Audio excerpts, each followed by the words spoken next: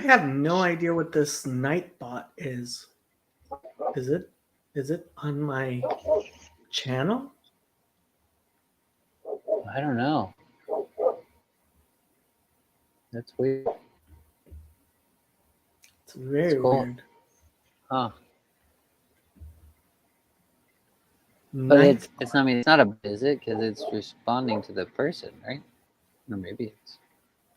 You know Oh, yeah, what? I guess it is the bot. Yeah, never mind. Stop No. spamming But cats. there's 2.5 million subscribers. I have no idea what this is, and I It's a don't know who Nightbot. set it up. Weird.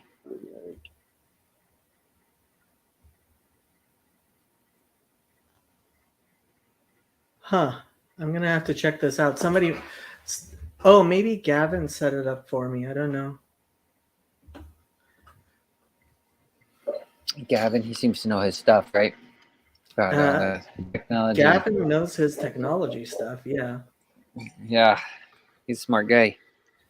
I Oh, like you know listening to what? him. Lazarus typed in all caps, so maybe that's why. Okay. Yes, he is a smart guy. He's a very smart guy. How have you been, Jason, my friend? Good. I've been good. Busy as usual, but today it was kind of busy. It was all right. It wasn't too busy though. I got a little bit of time uh, before now to catch up on reading a little bit. So been doing that. That's about it. That Pizza Hut, my normal job. That's about all goes on. What about you? Um, been keeping busy. I actually did my homework more than 5 minutes before this started, so that's Nice. good. Uh, we're getting closer to Chino. My anxiety levels what are going up because I am who I am. Closer to what? Chino, the conference with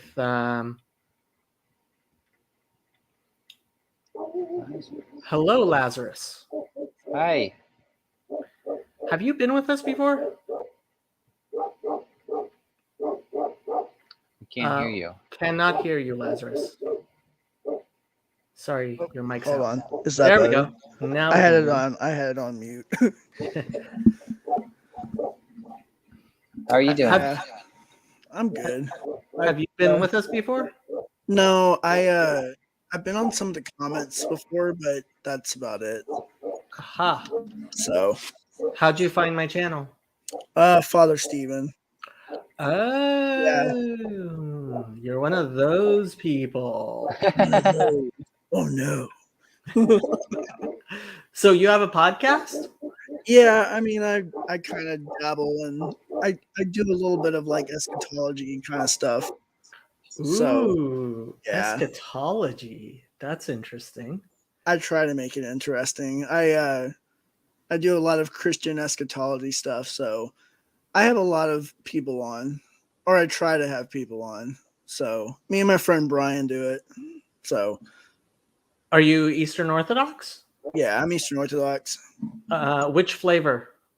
I'm Russian, but I hang out with the Greeks a lot and the Antiochians, and so I'm just kind of like a general Orthodox, I guess. I don't know.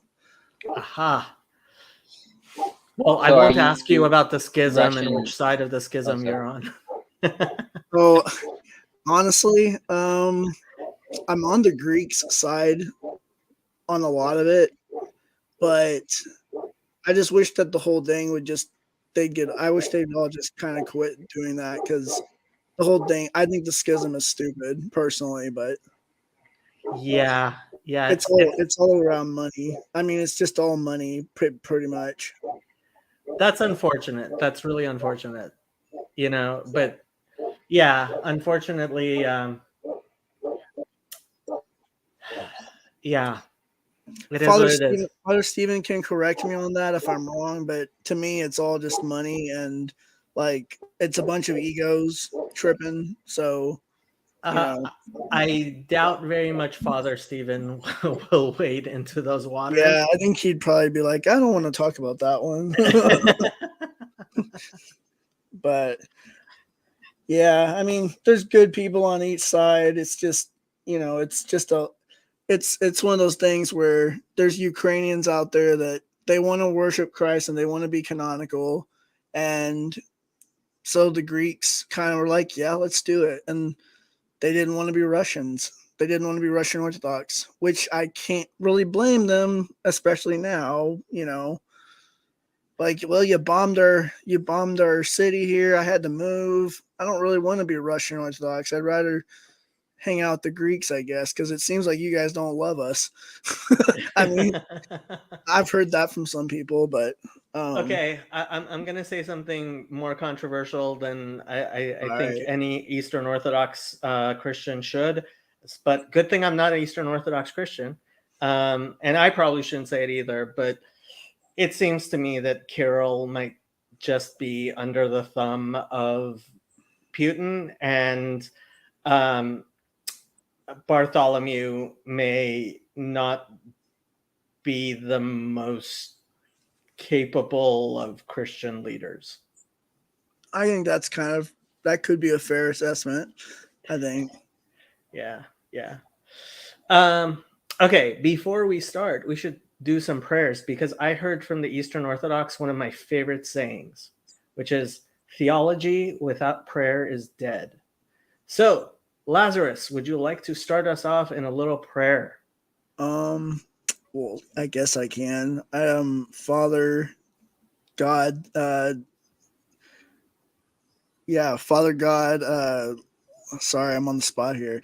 Father God, thank you for bringing us all together here today, and let us all have a spirit-filled discussion on whatever we're going to talk about today or tonight.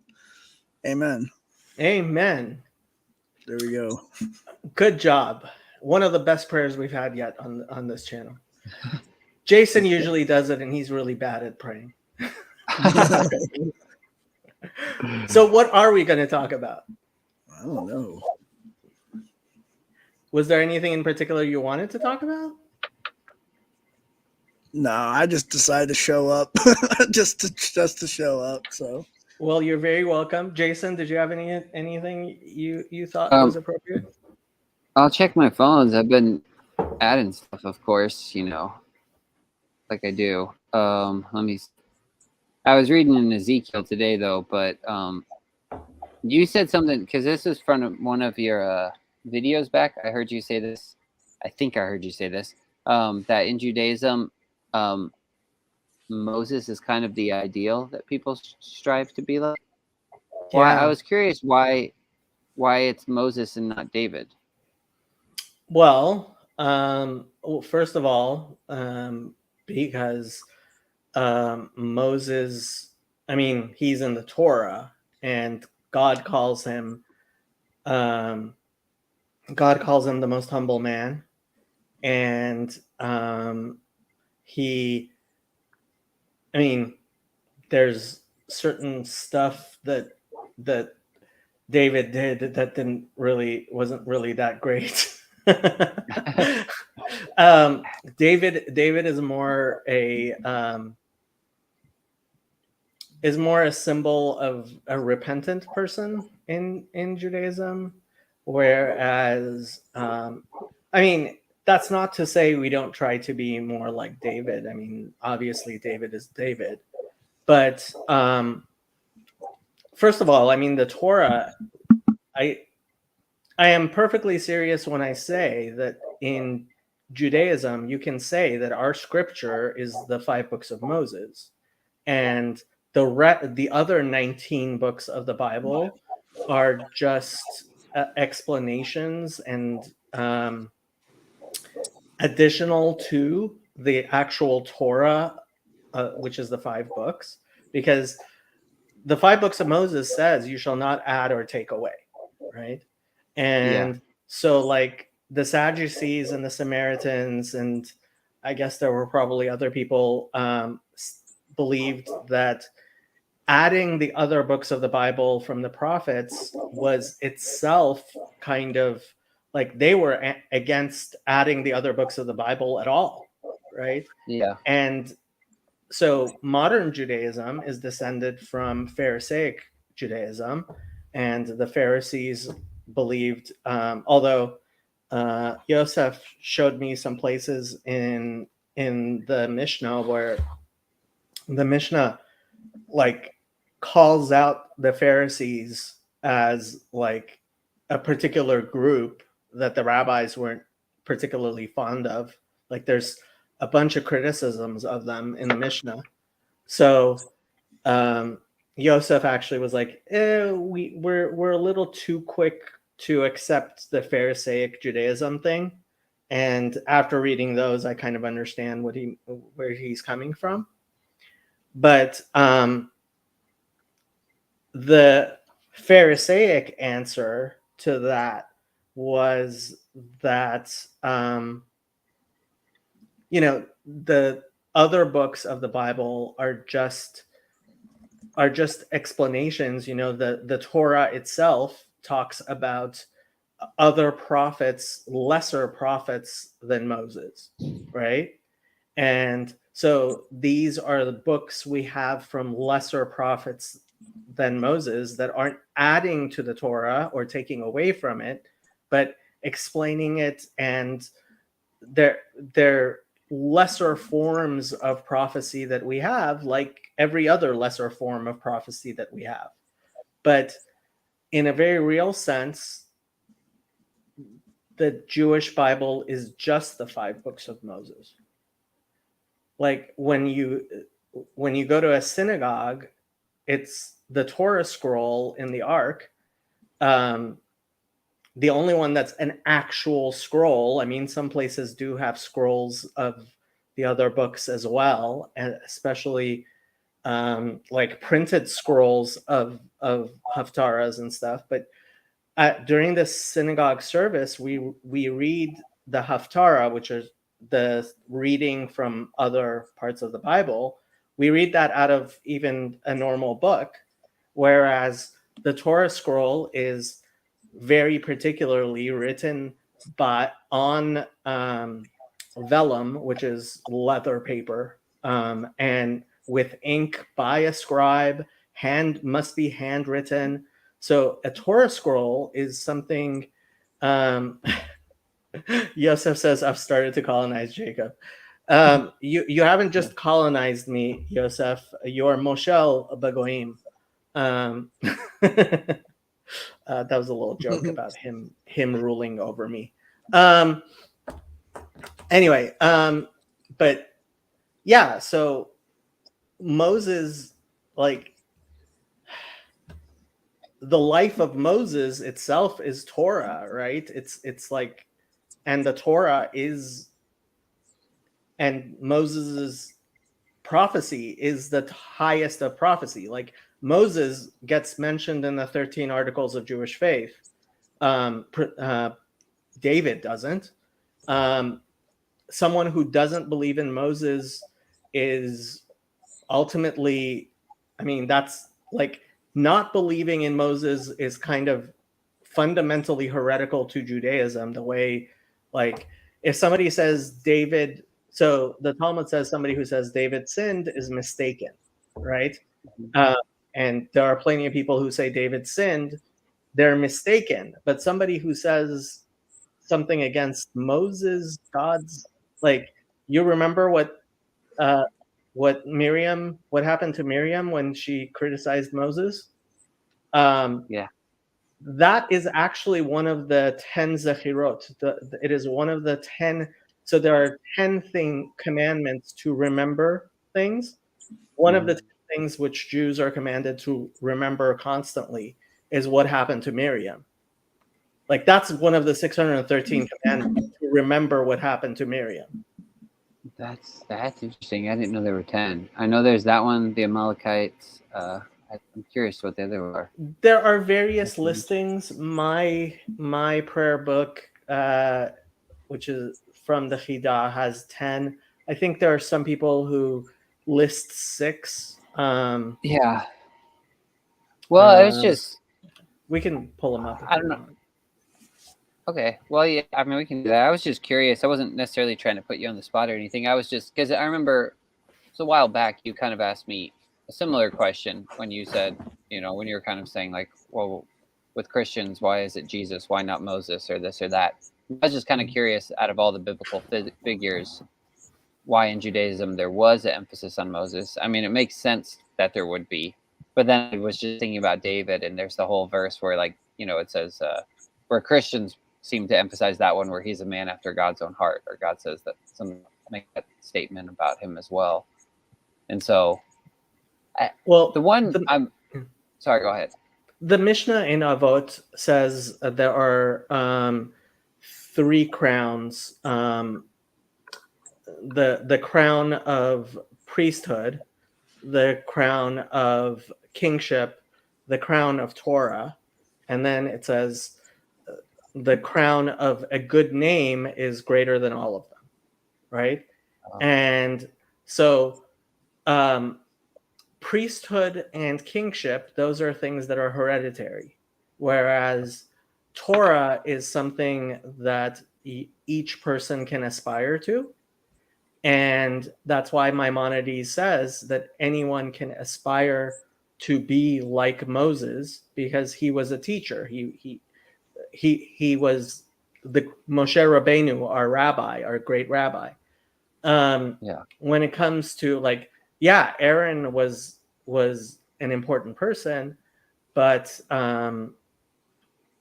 so Yosef says Shabbat, Egypt, Miriam, Amalek, Sinai, and the sin of the golden calf are the six. Some add manna, Jerusalem, the land of Israel, and what Bilam and Balak tried to do. So that's the 6 or 10 Zechirot. Nice.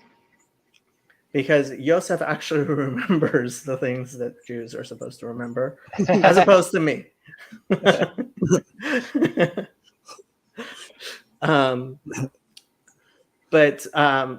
Yeah, so and part of it is that David was a king, and being a king is hereditary, right? It's not something everybody can aspire to. Being a priest, being a Kohen is hereditary, not something everybody can aspire to. But Torah is something that anybody can aspire to. And so, when we talk about aspiring to be a great person, we usually talk about Moses, and Maimonides in his Mishnah Torah, restatement of the law, specifically talks about being like Moses. That's interesting. So is Moses kind of considered? I know he was from the tribe of Levi, but is he kind of considered almost separate in a way? And like the Levitical priesthood is more Aaron, and just his higher crown.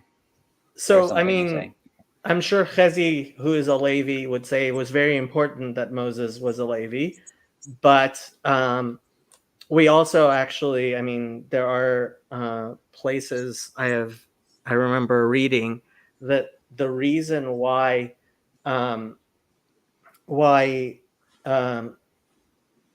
okay, so I have to put this in context. I am not saying that God determines how religious or not religious any one person is, but we believe that God in his infinite wisdom places people depending on their piety and their fear of God in different roles throughout history. So one of the explanations that are given why Moses did not have sons who became great sages after him was to teach us that Torah is not a Yerusha. It's not something that you inherit.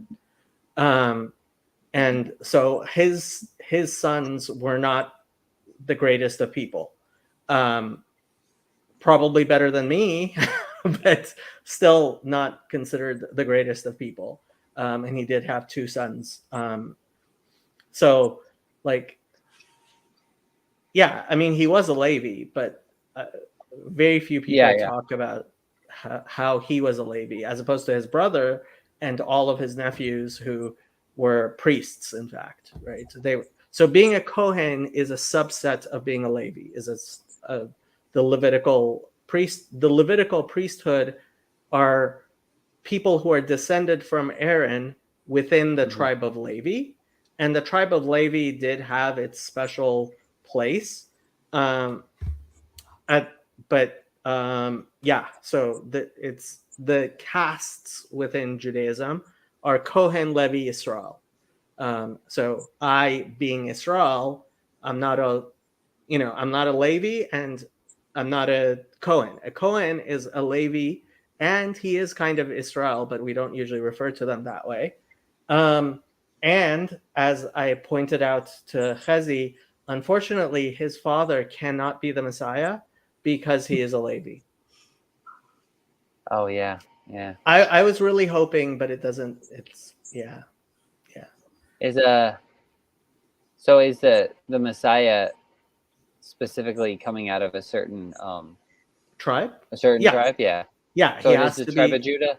Yeah, he must be a descendant of the tribe of Judah. Specifically, he must be a descendant of David through Solomon. So, Through Solomon.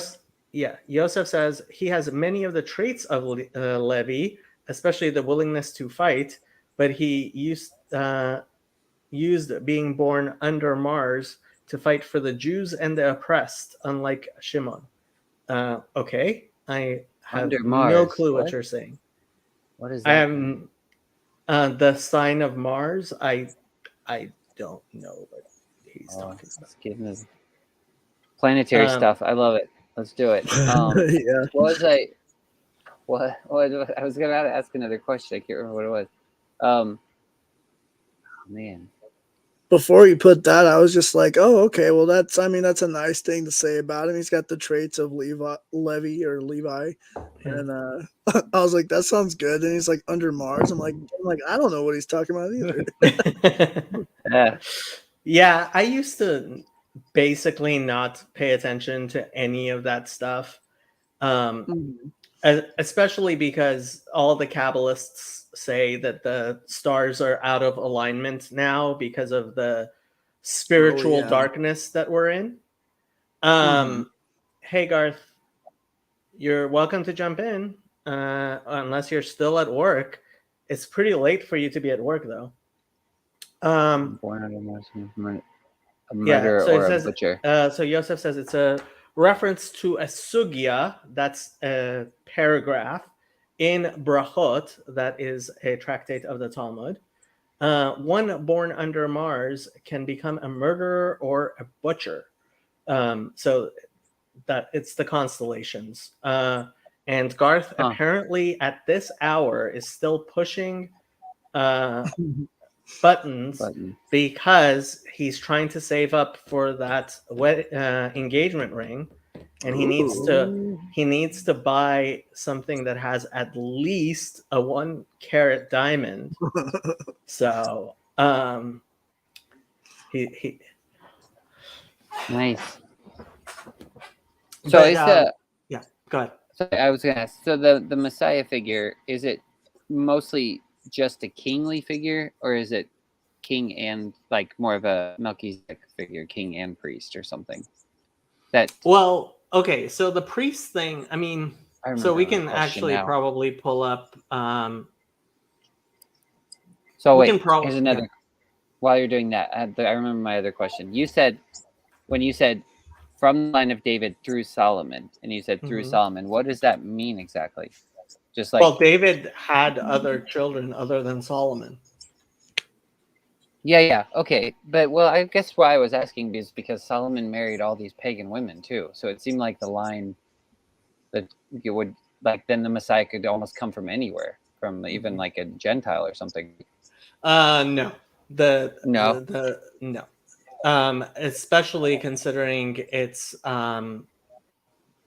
Especially considering you inherit your your tribe through your father.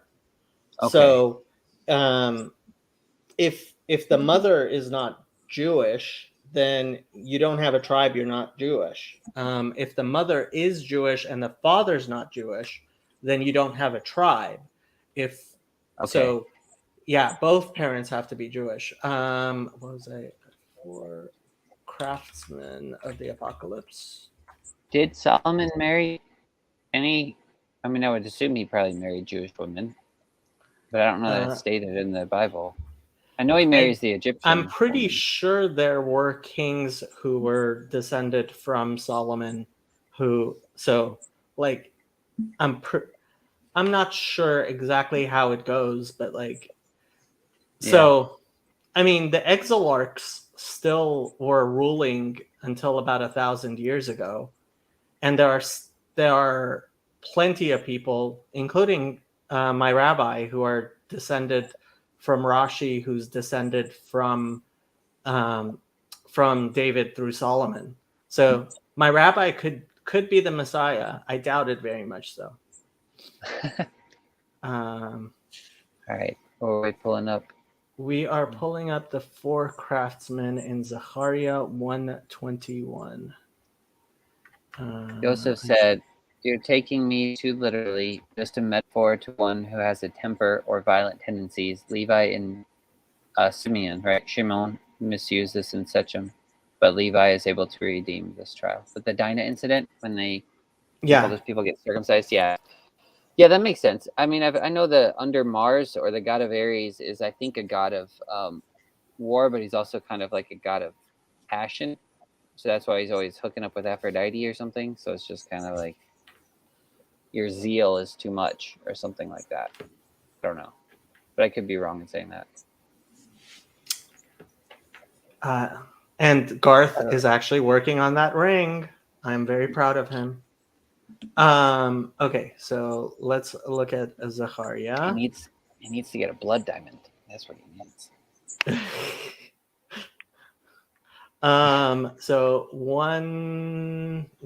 Hold on. No, where was Lazarus disappeared. I was looking at 2 in Hebrew text. It's 1:18 through 21.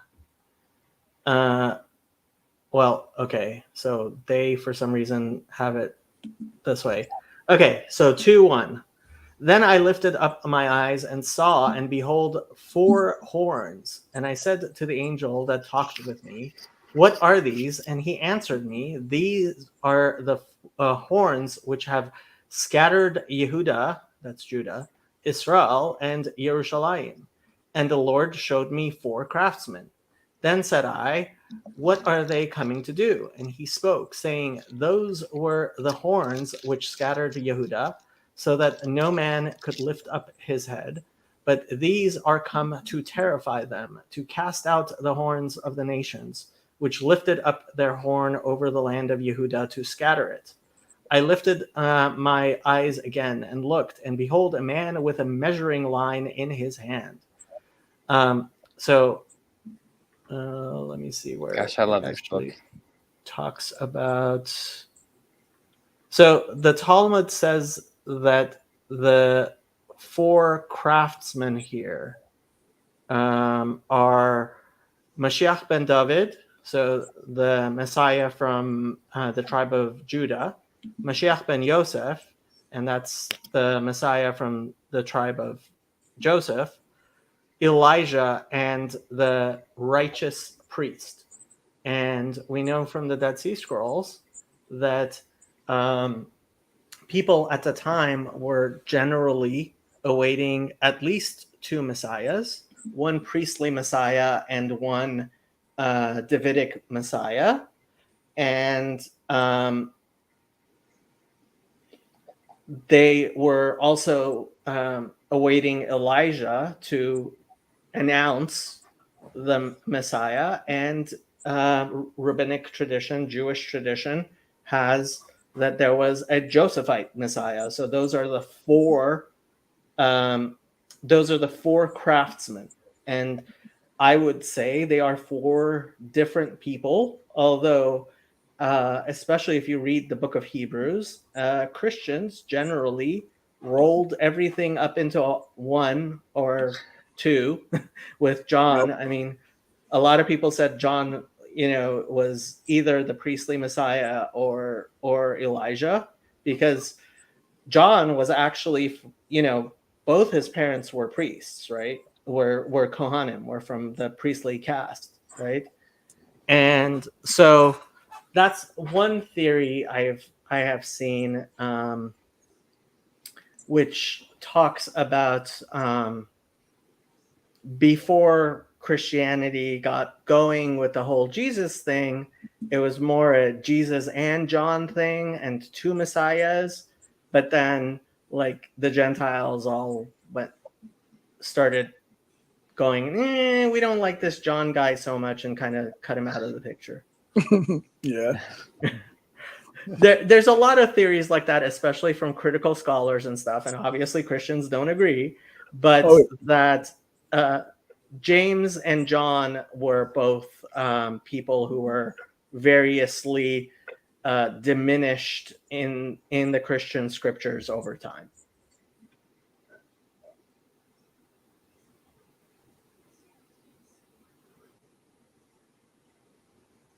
Sorry, I don't want to hog all the questions or anything. Why James though? When would James have, other than the Book of Acts, he doesn't really seem to play a huge prominent role in the gospel stories. I guess that would just be kind of why he. Well, that's the claim, because James was actually a very prominent person. Like Josephus talks about him, other people talk about him, and he was basically like the Bishop of Jerusalem, and he was basically the Pope of Christianity after Jesus died. And you see that in Acts as well. Like everybody's talking about, James this, James that, including Paul. Yet in the Gospels, he's like not there. Yeah. And so the idea is that because James and Paul did not get along very well, and Christianity is Pauline Christianity, basically the Pauline Christians kind of wrote James out. And that's the theory about, like, so there's the two Jameses in Acts. So there's the James who gets elected as the replacement for Judas, right? Well, Robert Eisenman, his theory is actually that James, the brother of Jesus, was elected as the replacement for Jesus. And Acts was rewritten and kind of like takes him out. And then that's why then James gets beheaded, and James the Just, James the brother of Jesus, suddenly appears with no introduction in Acts 15. That's interesting. Yeah, it's interesting. I don't know that I buy it, but it's an interesting idea.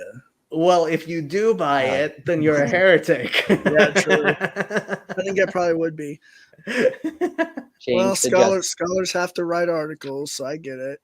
So are you saying that there's a connection between James the Just and the James that was beheaded by Herod? Is that what you're saying? Well, yeah. I mean, so that's Robert Eisenman, and I have to say, so Robert Eisenman was pretty much hated in the scholarly academic community, but his theories have been incredibly popular, and they've really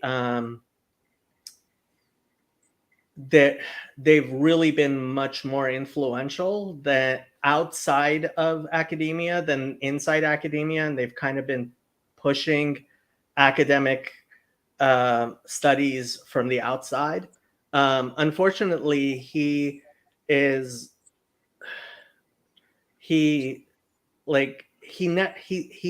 a very bad presenter of his ideas.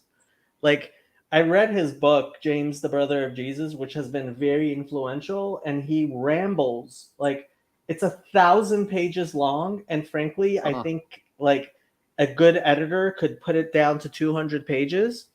and it would be so much better. I've read lots of books like that.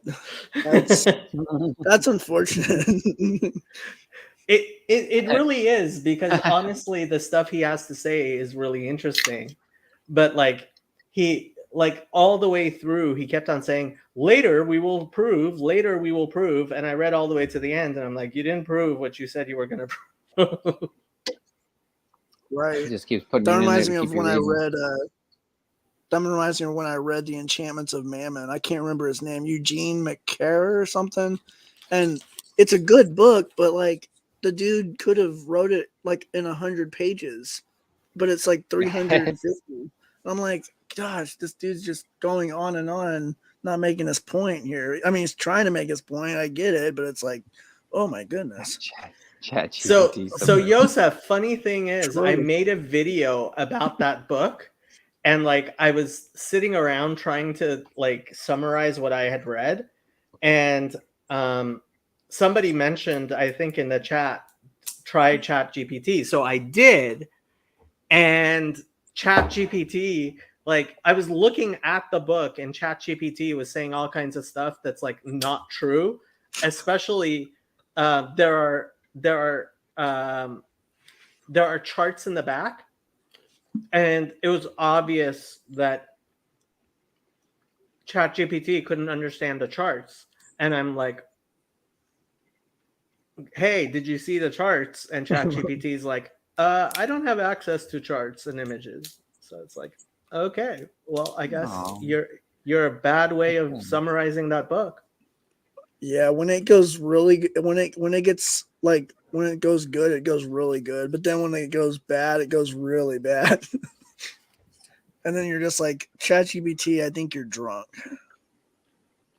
So James is just the Romanized form of Jacob. Yakov. Yeah. So Yep. very, very common name. Yep. Wow. In fact, I know some people named Jacob. Yeah, I know one too. Whoa. Yeah. But That's James interesting. Tabor, he's actually a much better storyteller, but I think he's kind of like, he's one of these people who's like, the truth is whatever we make it out to be, and like I mean, Very, very that's not relatively. fair to him. He is a that's not fair to him. He is actually an archaeologist, but Yeah. like on very scant evidence, he believes that this tomb he found is actually the tomb of Jesus's family. You've heard about this? Oh yeah, I have connections with Myth Vision, sort of. Oh, okay. Yeah. So, well, I say I have connections. I know Derek. What's his name? Derek. I know Derek Lambert. Yeah. Yeah, Lambert, because he was in an eschatology deal that I was in back in the day. Okay. So He yeah, seems like a really nice guy. I think he's a great guy. Honestly, he went through some of the similar stuff that I did, but the difference is he went atheist and I just went Eastern Orthodox. So I just went even further into Christianity than what he did. So Yeah, I think his thank you. I appreciate you broadcasting this on your channel. oh yeah, I was gonna tell you that, but I was gonna write it and I just actually forgot that. My bad. My It's ADD quite- must have kicked in.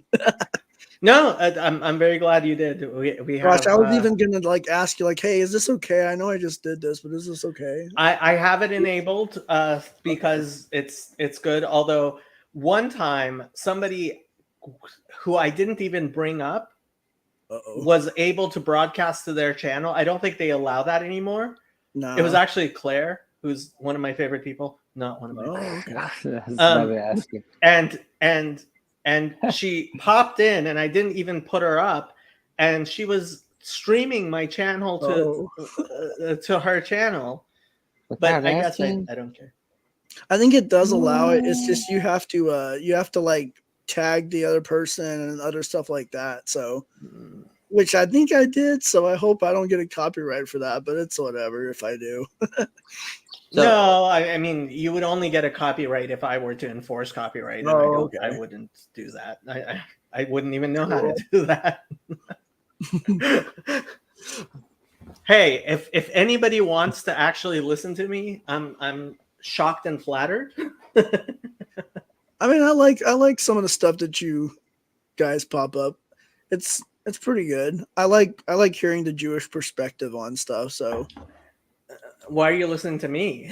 I mean, you know, Yeah, I listen have to a Yosef. Jewish perspective, but I'm pretty out there as far as Jews go.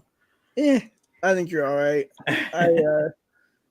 I mean, yeah. I deal with Christians that are out there, so I think you're okay with me. So Why, thank you. Yeah. So where were we? Oh, James Tabor and Myth Vision. Yeah. So James Tabor has been doing a lot of stuff with Derek and Myth Vision. Yeah. Oh yeah.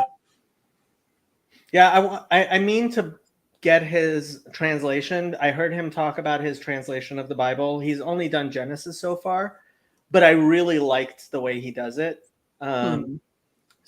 So the way he did it, he deliberately maintains all the associations.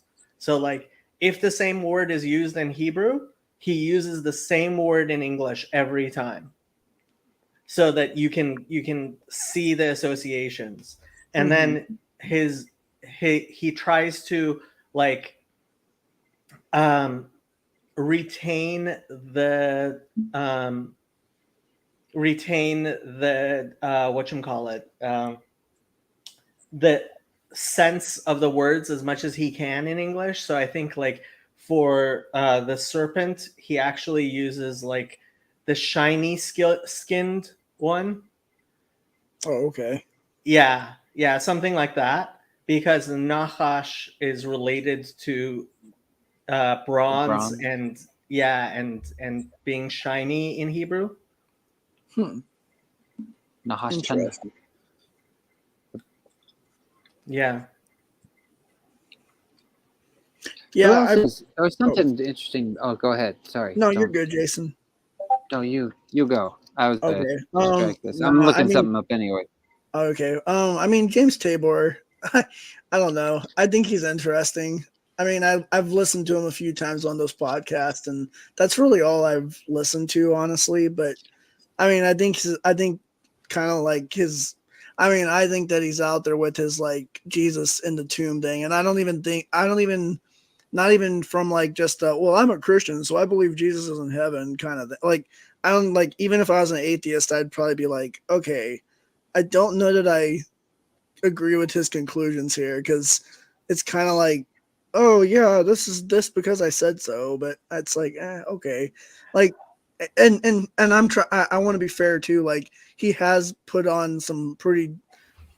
He's tried to do some good like scholarly stuff, and he is a scholar. He's a smart guy. Mhm. Not trying to not trying to dismiss him completely outright.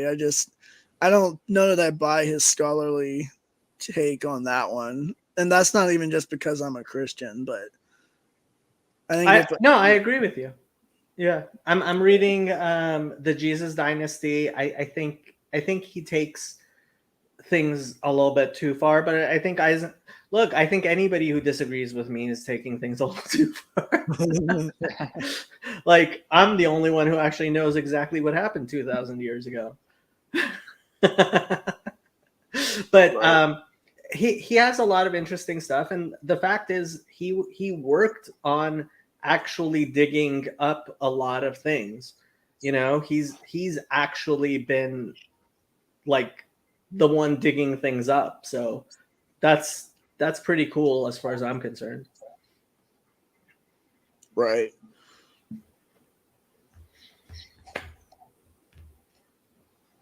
We have a bunch of people listening, so Jason, you have to keep them all entertained with your questions.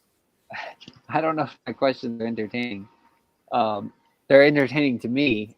So I was going to ask though. You brought up Nahash, the bronze fiery one, whatever. And I know that's in that's the serpent that Moses puts on the pole as well. And then Mhm. in the Book of Kings it says they start to worship the bronze serpent, and then is it Hezekiah? I think Hezekiah is the one who destroys it. But then later on, I think it's right before. That's what I was looking at. Right before Judah gets taken captive by Babylon. Mhm. It's Jehoiakim. His mother's name is Nehushta, Hmm. which I thought was interesting. I didn't know if there's something going on there with because it makes mention of the queen mother's name throughout the Book of Kings, at least in the line of Judah. It does in Mm. Jerusalem, and then you get to right before they get taken captive in it's like Which the verse are you snake. looking at? 2 Kings chapter 24, verse 8. 2 Kings 24:8. Yep. Okay. Throw that up on screen. Let's see. Oops. Why is this not? Okay. בן 18 שנה יהויכין במלכו ושלושה חודשים מלך בירושלים ושם אמו נחושתה בת אלנתן מירושלים. I did the wrong thing here. I was trying to make it bigger. I don't know which one you click. Which one do I click to put it bigger? You had all three of us? I usually There you go. use okay, that I one, see it. the fifth one. Okay. All right, cool. And let me actually make it bigger so it's easier to see. Let me see if any of the commentaries say anything. Abarbanel, Ben Shmonat, Batzma, Aviv, Va'amar Katuv Shahaya, Zeh Shana Shmona Lacha, doesn't seem to say anything about his mom. Ben Shmones Yoachin, Lawal Ben Yoachaz, Achar Mavet Avihem, Yoachin, he doesn't seem to be saying anything about the mother either. Nehushta, daughter of Elnatan. Yeah, apparently this is the only place it's referred to. Don't know what to tell you. Let me see if maybe Echaraba. I always have these questions that never go anywhere. They just seem to be like dead ends. You're just asking the wrong person.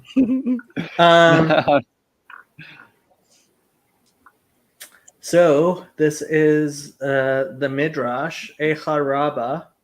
The doors to the street will be shut. Ecclesiastes 12:4. These are the doors of Nehushta bar Elnatan, which had been wide open. With the fading of the sound of the mill, the destruction occurred. Because they were indolent in the study of Torah. Rabbi Shmuel bar Nachman, Israel were likened to millstones, just as millstones are never idle. I have no idea why it says that. This should read Bat. See the mother. Her door was open to all those in need, but this was no longer the case after the destruction of Jerusalem and the temple. I have no idea why the Midrash says that, but apparently it does. Before we move on to something else, I might want to look at something in the next chapter of Kings and see if it might be kind of related. How dare you? Let me see what this says. Birushalayim. Ma Talmud. Okay. Ubamakom acher. Hu Amer ben 18 shana Yoachim b'Makko. ושלושה חדשים מלך בירושלים. מה תלמוד לומר 8 ומה תלמוד לומר 18? בן 18 כשמלך, yeah, that's not talking about his mom. Let's see. Yeah, that's not talking about his mom. I have no idea why she was known in the midrash to be whatchamacallit, but apparently she was. So that's all I know. Well, I don't know. It's just interesting to me because there's this weird. I guess you have that serpent in the beginning that kind of causes the downfall of what the Garden of Eden or something. Then it's almost like you watch the story of Israel, and then they go all the way back up to Jerusalem, and it's like they're in the garden again, and you have this repeat of the garden story. It seems like a repeat to me in the beginning chapter of Kings with Solomon. It's at least very similar, and then you have this again, and it's like Nehushta is mentioned right there, and then right after that, King of Babylon comes, and then there's just all this mention of bronze, and that's what I was saying in like chapter 25. It's like Zedekiah is carried away in bronze fetters, which is Neset, I guess. It was fetters brass. Where? Verse 7. Verse 7. Verse and then 7. it's and then if you keep going through the chapter, it says like King of Babylon takes away all the bronze of the temple, and there's so much bronze it can't even be counted, and all this. Yeah, Nehushtaim. Yeah. Yeah, and so it's like, let me see. Look at verse 16 real quick, and see if it says. עמוד המכונות אשר עשה שלמה לבית ישראל משקל לנחושת כל הכלים האלה. Is that the same? Yeah. Like the same root word? Yeah. Yeah. It's weird. It's like the. I wonder. Yeah, it says it.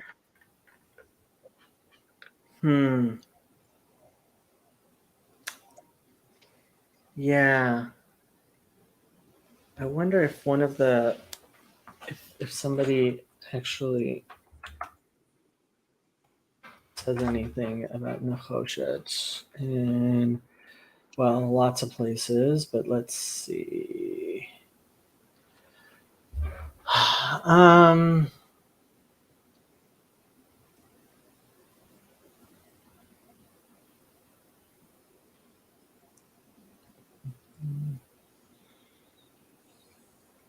I'm guessing, yeah.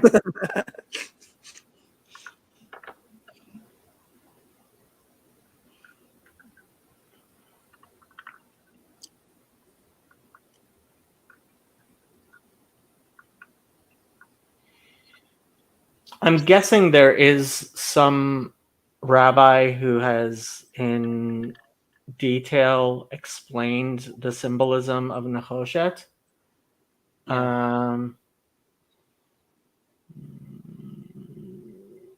Yeah, it's just interesting because I know it's I mean, I know there's also a weird association with fire as well, or something like that. Because when Moses makes the serpent, I think it's called like fiery serpent or something like that as well. So the seraphim, or maybe I don't know. I'm not sure, but I know that like in the even just the destruction of Babylon coming in, burning everything with fire, and then you have these carrying away all this bronze. It's just this. Right. I mean, I see though, like what you were talking about, like the exile restoration motif, because it's like, well, we're exiled from Eden, and we're trying to get to where we're restored to Eden in some way. Yeah. So to do that, we have to be purged by fire, like a trial, like a test, sort of, if that makes sense. I mean, this is really long, and I've never read it, and it's probably too hard for me. But so this apparently goes into the various metals and how different, like their symbolism and stuff. It's interesting. I would be curious to which one, even going back to Yosef's statement earlier, if there's one that associates bronze with a certain planet. Because I know Mars, I think, is iron, if I remember right. Because I know there's all that symbolism that gets thrown into all that stuff too, and I'm not super familiar with it, but.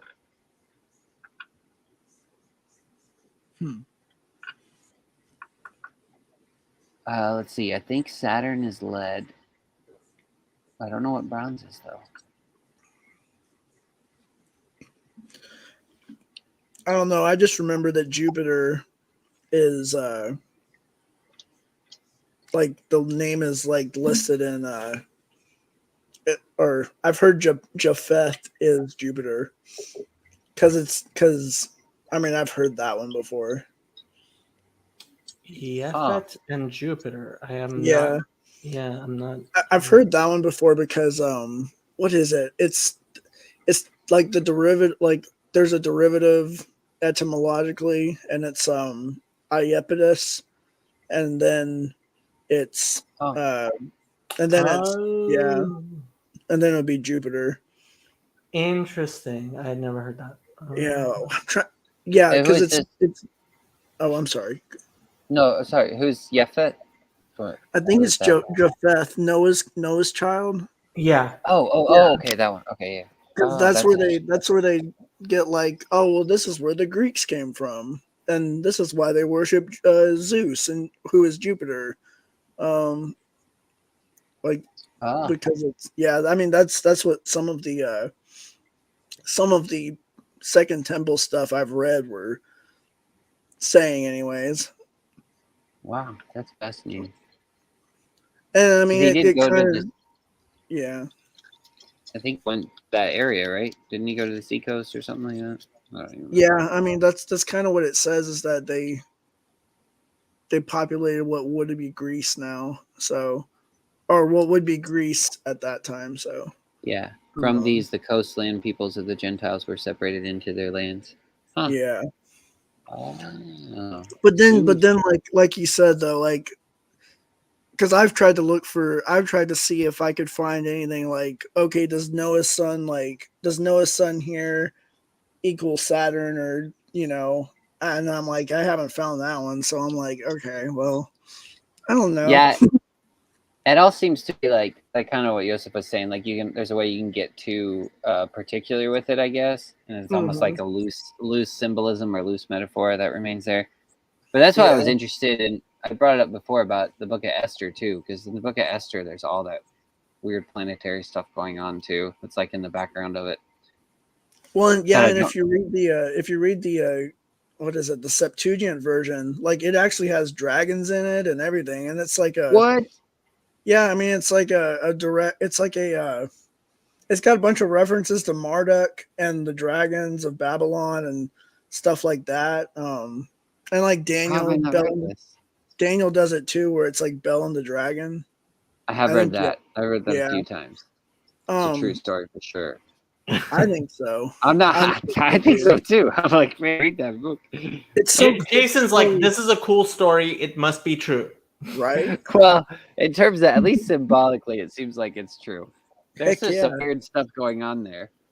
Right. But I still like Susanna the best because Daniel's like the only one in there that's like, I don't think Susanna did this. I think these two guys are screwed up. And everyone's like, oh, I think we'll listen to that Daniel character. He seems like a wise, good, holy man. And then turns out he's correct, and Susanna was cleared of all her wrongdoing because she's a good lady. I I don't always think I read like- that one. I don't know. It comes up right before Daniel is Susanna. Okay. And it might be it might be translated differently in Hebrew. If I don't know though. Maybe it might be the Greek text, so I don't know. Is that in the apocryphal text or the? Yeah, like Okay. Daniel used to be, well, a lot of the Daniel text. I shouldn't say all of them because they're all different. But the Susanna's in certain Daniel texts right in the beginning, and then it's Bel and the Dragon at the end of it. So, Okay. So anyway, sorry. no. So okay, I'm going to try to translate some of this. Okay. So he says, and it is known, and he doesn't say where it's known from, but it is known that gold, silver, and bronze are symbolic of the holiness of the three holy fathers. That's Abraham, Isaac, and Jacob. Okay. And gold is symbolic of the awe of God, which is which is embodied by Isaac, our father, and silver to love of God, which is chesed, which is the which is Abraham, and bronze to Jacob, our forefather, and the the attribute of great love, love that is greater than awe, as it says in the Talmud. Greater is someone who performs out of love more than someone who does from fear. And however, gold is more precious than silver. And the reason why, from a human standpoint, that which God asks from us is awe of God, and then a person attains love from God's vantage, like it says from Rav Be'er. I don't know who Rav Be'er is, because that is his way, and all that comes from man's striving is very dear to God, like we said from the Talmud, which talks about the new moon being named as opposed to the Sabbath, that even though the Sabbath is something that is even greater from that of the new moon, the Sabbath is established and keeps on going from God, which is not true of the new moons, that the Sanhedrin has to declare the new moon, and therefore gold is more precious than silver. Did that make sense to you at all? Well, silver is the middle of the moon, so I'm trying to connect these two here. I'm not quite sure how he's doing it. Okay. Does it make sense to you? Kind of. So, okay, let's talk about the Sfirot, right? So we have the Sfirot, right? Chesed and Gevura. So Chesed is the aspect of Abraham, and Gevura is the aspect of Isaac. So Okay. Abraham came before Isaac. But we say that silver is Chesed, Abraham, and gold is Gevura. Isaac. And he explains the reason for that is because from our side, it appears that it is greater, that we have awe of God than love for God, and it. But from God's vantage point, it's greater that we have love for God than fear for God.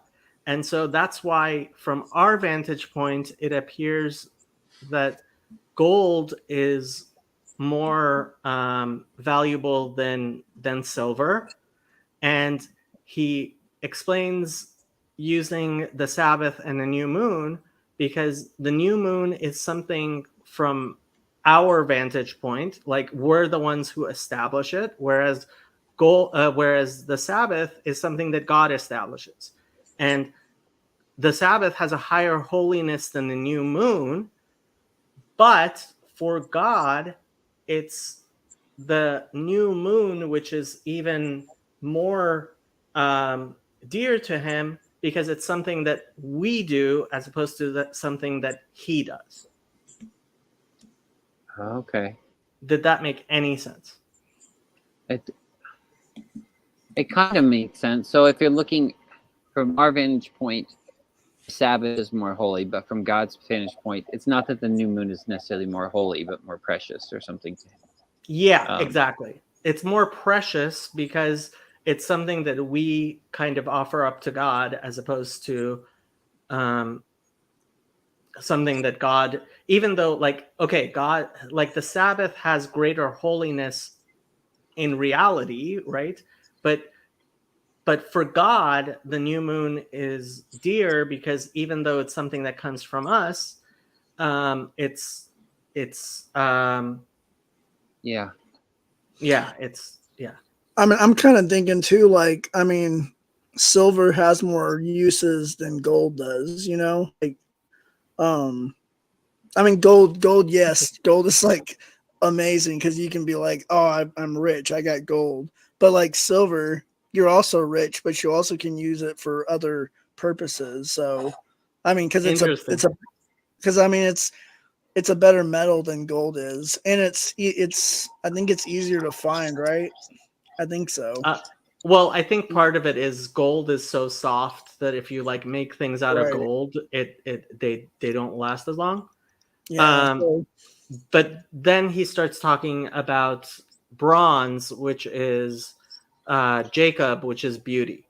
So he says to understand Jacob, who is the praise of the fathers, and the one who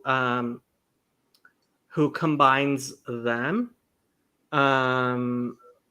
like it says in the Midrash, that he is called the chosen of the fathers. And why is he thought to be like? Why is he symbolized by bronze, which is the least of all the metals? Rather, the truth is that the forefathers, in essence, are הם בחינת זהב וכסף, אהבה ויראה. ויצחק נכלל גם כן באהבה, ואברהם אבינו נכלל ביראה. עשה במאי בעשה. That Isaac and Abraham each have an aspect of the other in them, and the fullness of silver is when it is combined with gold, like in the clothing of the high priest, there are bells of gold strung along the hem, right? A golden bell and a pomegranate. of silver. Yes, and so Jacob is a combination of the two of them, love and awe.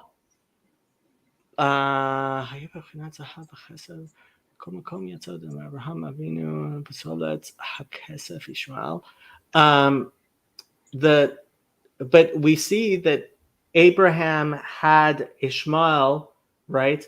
Which was a psolet, which was kind of an impurity from Abraham, and Isaac had Esav, which he is a sort of what you call it, extra like blemish in The gold, draws. which is Okay. dross is the word, yes, which is not true of Jacob, who is bronze. That even that which is least from Jacob, um, it's still at least bronze, and it's not like clay. Uh, Hmm. and Jacob is himself a combination of gold and silver. Um, Interesting. and bronze is the aspect that all of his children are holy. And that is why there is the bronze altar that was outside in the out the court of the temple, that hints at the fact that even the sinners of Israel are keep the commandments, that even those who sin can be made whole through bringing sacrifices, which are brought upon the bronze altar. Fiery altar. Yeah. And even though there is and even though it is called an altar of earth, it is also called an altar of bronze, because there are because none of Israel is like clay, that when it breaks, there's nothing you can do to fix it. And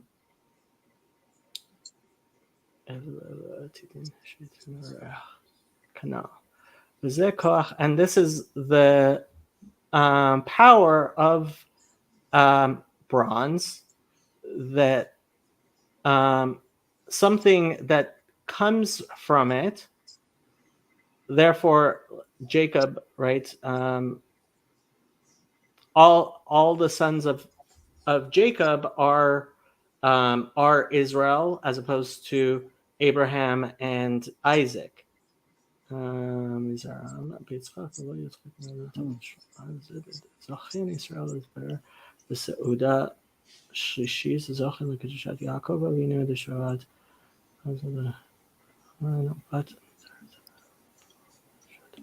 It's super interesting. Yeah. Yeah, I really like this. I'm like, I kind of want to hammer down on it some more because I love the connection of awe, the gold, and the connection of fire to the bronze as well. Because then you start getting into the tabernacle, and you have, I mean, on the outside, if I remember right, it's more bronze, and then you go a little bit closer in, it's more silver, and then in the Holy of Holies is gold. It's the gold, yeah. Kind of like on the mountaintop where Abraham takes Isaac up, and then God says, "Now I know that you fear me," and like the gold is right there. Yeah, the awe of God. The fear hello, of God. Rabbi Mullet. Nice to see you. Hi. Yeah. So I don't know. Hopefully that helped a bit. Yeah, I love the bronze. Yeah, yeah, so I think so. basically, And he's saying that bronze has a special quality, that even when it goes wrong, it can still be redeemed and fixed, which is not true of clay at least, Huh. right? See. Because Yeah. if you make something out of clay, like if it breaks, you can't fix it. Whereas with metals, you can. But you do have the story of the shattered vessels, right? Which story of the shattered Is it- vessels? Isn't that what you talk about? The clay that's shattered, and then it's like, isn't that, or no, Sherry mentions this sometimes. Like when clay is put back together, when the pottery is put back together, it's stronger than before. Oh, when the vessels are shattered, yes, and when they're put together, they are. But I But have they're to put think. together with, are they put together with metal? Like how do they put them back together? It's weird. Yeah, like clay vessels. I'm not sure. This is Oh, like I said. This is stuff that's beyond me. yeah, yeah. I'm gonna have to think about it. But I tried to find something that talks about the symbolism of bronze, and that's what I found. And I don't Yeah, know. The Pri I like it. Tzaddik was They're from the Chozeh of Lublin, the seer of Lublin. So the so I have seer, let me tell you a story of the seer of Lublin. do it. So Let's he hear it. was known for like being able to see people's sins on their forehead. And so one time somebody came to him and he tipped his hat down because he didn't want him to see his sins. And the Chozeh apparently said to him, if I could see your sins on your forehead, you think I can't see through your hat? Well, that's the hope, right? So you were saying That's why harlots cover their head. What was I? Oh, I was gonna ask. So outside the temple, though, there's also a bronze bath, right? so the Kior, yeah. So there's a bronze fountain where people would wash their hands. Okay, yeah. Because I was just wondering if that kind of what Lazarus said earlier about kind of being purged or being washed, or because Jesus makes a statement, says John the Baptist came to baptize you with water, but I will baptize you with the Holy Spirit and with fire, is what he says. So I didn't know if there was kind of some imagery going on, like almost being baptized or washed or cleansed through fire. And then if that would also connect to the seed of Jacob, and that's why Israel comes through him, because it's kind of his seed is like through fire in a way. If all that, you know what I'm saying, with the imagery of I the hear what you're bronze. saying. I've got to think about it because I don't know. This is like the first I time don't know. I've heard this, and I'm Well, Yeah. it's because I'm just making it as I go. That's why. nothing wrong with trying to understand things as you go. Yeah. There's all And the weird. Phlebas is casting aspersions at you. Yeah, I'll put my head down over my forehead. Jacob has nothing to hide. How poorly Phlebas knows me. And killing the dragon, yeah, you need to read Bell and the Dragon. It's good. I don't know if I've read Susanna, but you gotta check these stories out. Heck yeah. There's also that weird part in when Solomon builds the temple, it says the silver there was so much silver it was accounted as nothing. That's one thing I thought was interesting too, and I'm not sure what to do with, is Solomon builds the temple and it's like there's so much silver. It makes mention of that the silver, that it's regarded as nothing, and then you get to the end of the Book of Kings and it's like it's all this emphasis on the bronze, and the bronze can't even be measured. And I'm just, I still He don't know what to do actually with all this. mentioned that about the silver being accounted as nothing. I didn't quite understand it. I don't know that I did either. I'll have to keep thinking about it. So have you read Lazarus, have you read the book of Judith? You cut The book out of on what? me. Yeah. Have you read the book of Judith? Oh yeah, yeah. That What one's do you think about It's that in one? the Eastern Orthodox Bible, isn't it? Yeah, it is. She's interesting because she seduces the I think it's either the Assyrian or the Babylonian general, and then cuts his head off, and then she brings it back to her people, and they're like, oh, we're gonna lose, let's just give up. And then Judith is like, here, I brought the head of this jerk, and then they're like, yeah, let's keep fighting. you know, Nice. I I kind like of your enjoy summary that of one because Judith is hardcore. That is cool. I was wondering about that one because I thought there was, Yeah, I for like some reason, is there a connection with Judith and what's it called? Is it Theotokos? Is that it? Mhm. There is? Okay. I Oh thought yeah, there was. there is a type in shadow. Yeah, people make a type in shadow that, well, Mary's gonna crush the head of the serpent through the Messiah that she gives birth to. So, um, so sort of like in that way, I guess. Okay. It's not a perfect type or shadow, but some people I've seen use that kind of. So, which I'm barely I think is familiar interesting. with actual scripture. Like I keep on saying Nach is for girls because that's my excuse. Apocrypha, I know basically nothing. I don't know too Although much. Father Stephen apparently his book just came out on like the Apocrypha and stuff, didn't it? I don't know.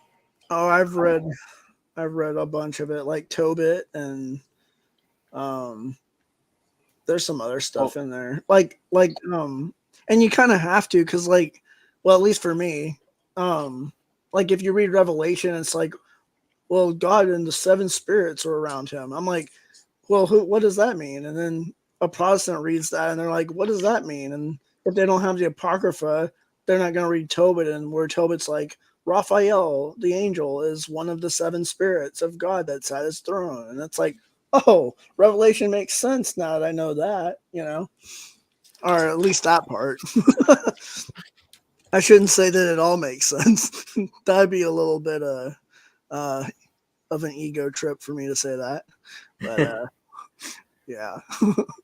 So Lazarus, tell us more about yourself. Where do you live? What do you do? How old are you? Well, I'm 31. I'm a country boy. I'm just kidding. I do live out in the country, but I live in near Waco, Texas. Oh, okay.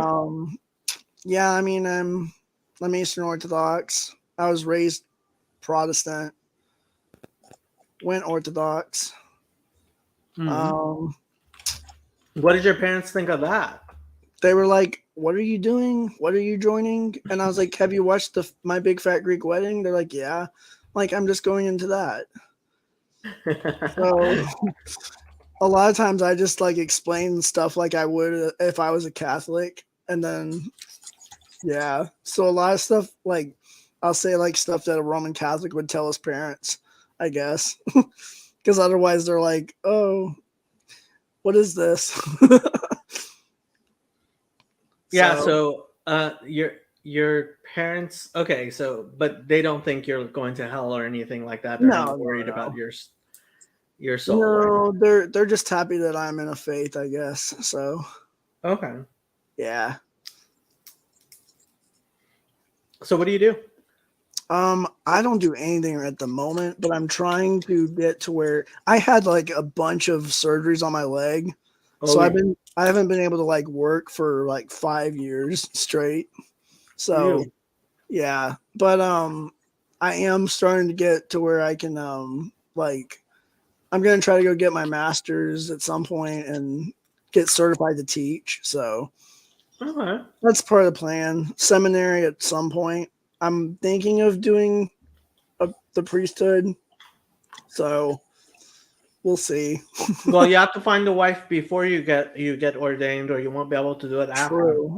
True. I do have a girlfriend, so that helps. I like her. she is she Eastern Orthodox? Yeah, she's Orthodox. Okay. How long have She's you or- been Orthodox? I've been it for 8 years now, but Oh, okay. she's been it for 20. So, she explains a lot of stuff to me all the time. I'm always like, she's like, "You're so smart. How do you not know this?" I'm like, "I don't know. I'm just kind of stupid sometimes, I guess." So I'm glad I have her. I'm glad I have her around. She teaches me stuff that I didn't know most of the time. It'll be simple stuff. I'm like, what? Oh, so that's why we do this? Oh, okay. Like it says, Ezra Kenegdo, a helpmate who in opposition to him. So, yeah, when yes, Phlebas, I agree. You're supposed to get married. We've decided you're going to ask your I'm working girlfriend to on marry you. How many kids does he have to have? What is acceptable, Jacob? Well, all right. Listen to your other conversation. Yeah. Well, I think you should start with half a dozen and then decide. Start with habits. oh, dang. Okay, the absolute Yeah, we're bare working on minimum that, is so- 4. Yeah, Yeah. Phlebas is right. Right? The Okay. absolute bare minimum is 4 because until you have 4, not everybody can have a sister and a brother. Yeah, I would say 8. I think you should go Oh, for yeah, 8. you're right. 8 would be good. Because there's this theory that the 7th one has the spiritual sight, and then I don't know what the 8th one would be, but I feel like you might as well just cap it off at 8, in case you Yeah, lose but one there's along the there's way. After the something 8th one, you're there's supposed something to rest. there's something nice about a nice dozen. That's And true. Jacob had That's true. 13. Oh my gosh. So Yeah, true. Phlebas says, I grew up with 6 of us. Very fun. See? I once joked with my girlfriend that we were gonna have like six, and I told her like we're gonna have an army, and she was like, I don't know about that one. So I'm just thinking about that. Organize It's the funny. baseball team. Yeah, The more Phlebas kids, says the the more weirder it kids, the gets. weirder it gets. I believe it. That's fun. I believe it. You could always Yeah. adopt a bunch too. Always do that. True. Yeah. Adoption But is fine. You better get started. I mean, You yeah. So Jonathan says, how does Judaism interpret the serpent ankle biting, the woman's seed crushing the serpent's head, and the enmity between not Mary, Jesus, and Satan? Then what? Well, Capisciuto, the simple interpretation, is the fact that snakes actually bite human beings, and human beings hate snakes. I like Start that. from there. It's very, very that practical wisdom. Well, it's not Rashi who says that, but it is something that is spoken about in certain places, but I am pretty sure it's not in Rashi. I didn't know that, honestly. Like I didn't know that was even in the some of the Jewish commentators, because we get serpent seed doctrine people all the time in Protestant circles where they're like, oh well, this person's evil because they're actually truly descended from a satanic bloodline of Cain, and it's kind of insane, but you know. Zach says Orthodoxy is simply based. You know it. I know it. Everybody knows it. The Orthodox Bible is tremendous. Many people have said it. Said this. If you look at it, it's wonderful. Donald J. Trump, 45. Zach, who is a Protestant. The serpent It's a agree. Good evening, Chazi. Happy Independence Day, as he does so. We're not going to discuss that. I don't know what on. that means, but okay. Andrew's trying to cause problems. Uh-oh. Fliba says it was discussed in the Pajot Vervaeke conversation today. I did not see the Pajot Vervaeke conversation today. I mean, I I was could see actually the serpent. pretty today, and I did a lot of work. I didn't see it either, but I could see the serpent trying to have sex with Eve because that's what happens in the. I mean, if you have the just like if you're looking at the categories like Peugeot I do of masculine and feminine, then you would say the feminine is kind of like the city of Jerusalem, and so you would try to infiltrate the city you're trying to take over, and implant, some sort of sedition or a seed inside of it. So I see it. I think you could draw a conclusion. Plus, it's a snake, and that's another name for, There is symbolism there. Yes, there is symbolism. Yeah. I'm kind of thinking of a question here. So, since we're on the subject of Adam and Eve and the snake, in Genesis 2:17, it says, Adam, the day you eat, you'll die. I know some people have read that as Adam is going to physically die that day, or he's going to spiritually die. What is I know Rashi, when I've read Rashi before a little bit, and I know when he interpreted that, he interpreted it as like becoming mortal, obviously. Yeah. Is that how you would? That's all I've ever heard is that like it's becoming mortal. Yeah. Although or be born, as he says.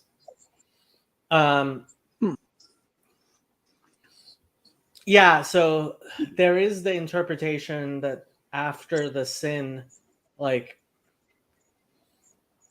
that's when Adam and Eve were sent off into the material world as it exists now. Right. And so he began to die because of that. Yeah, so death as a descent. So because death couldn't exist in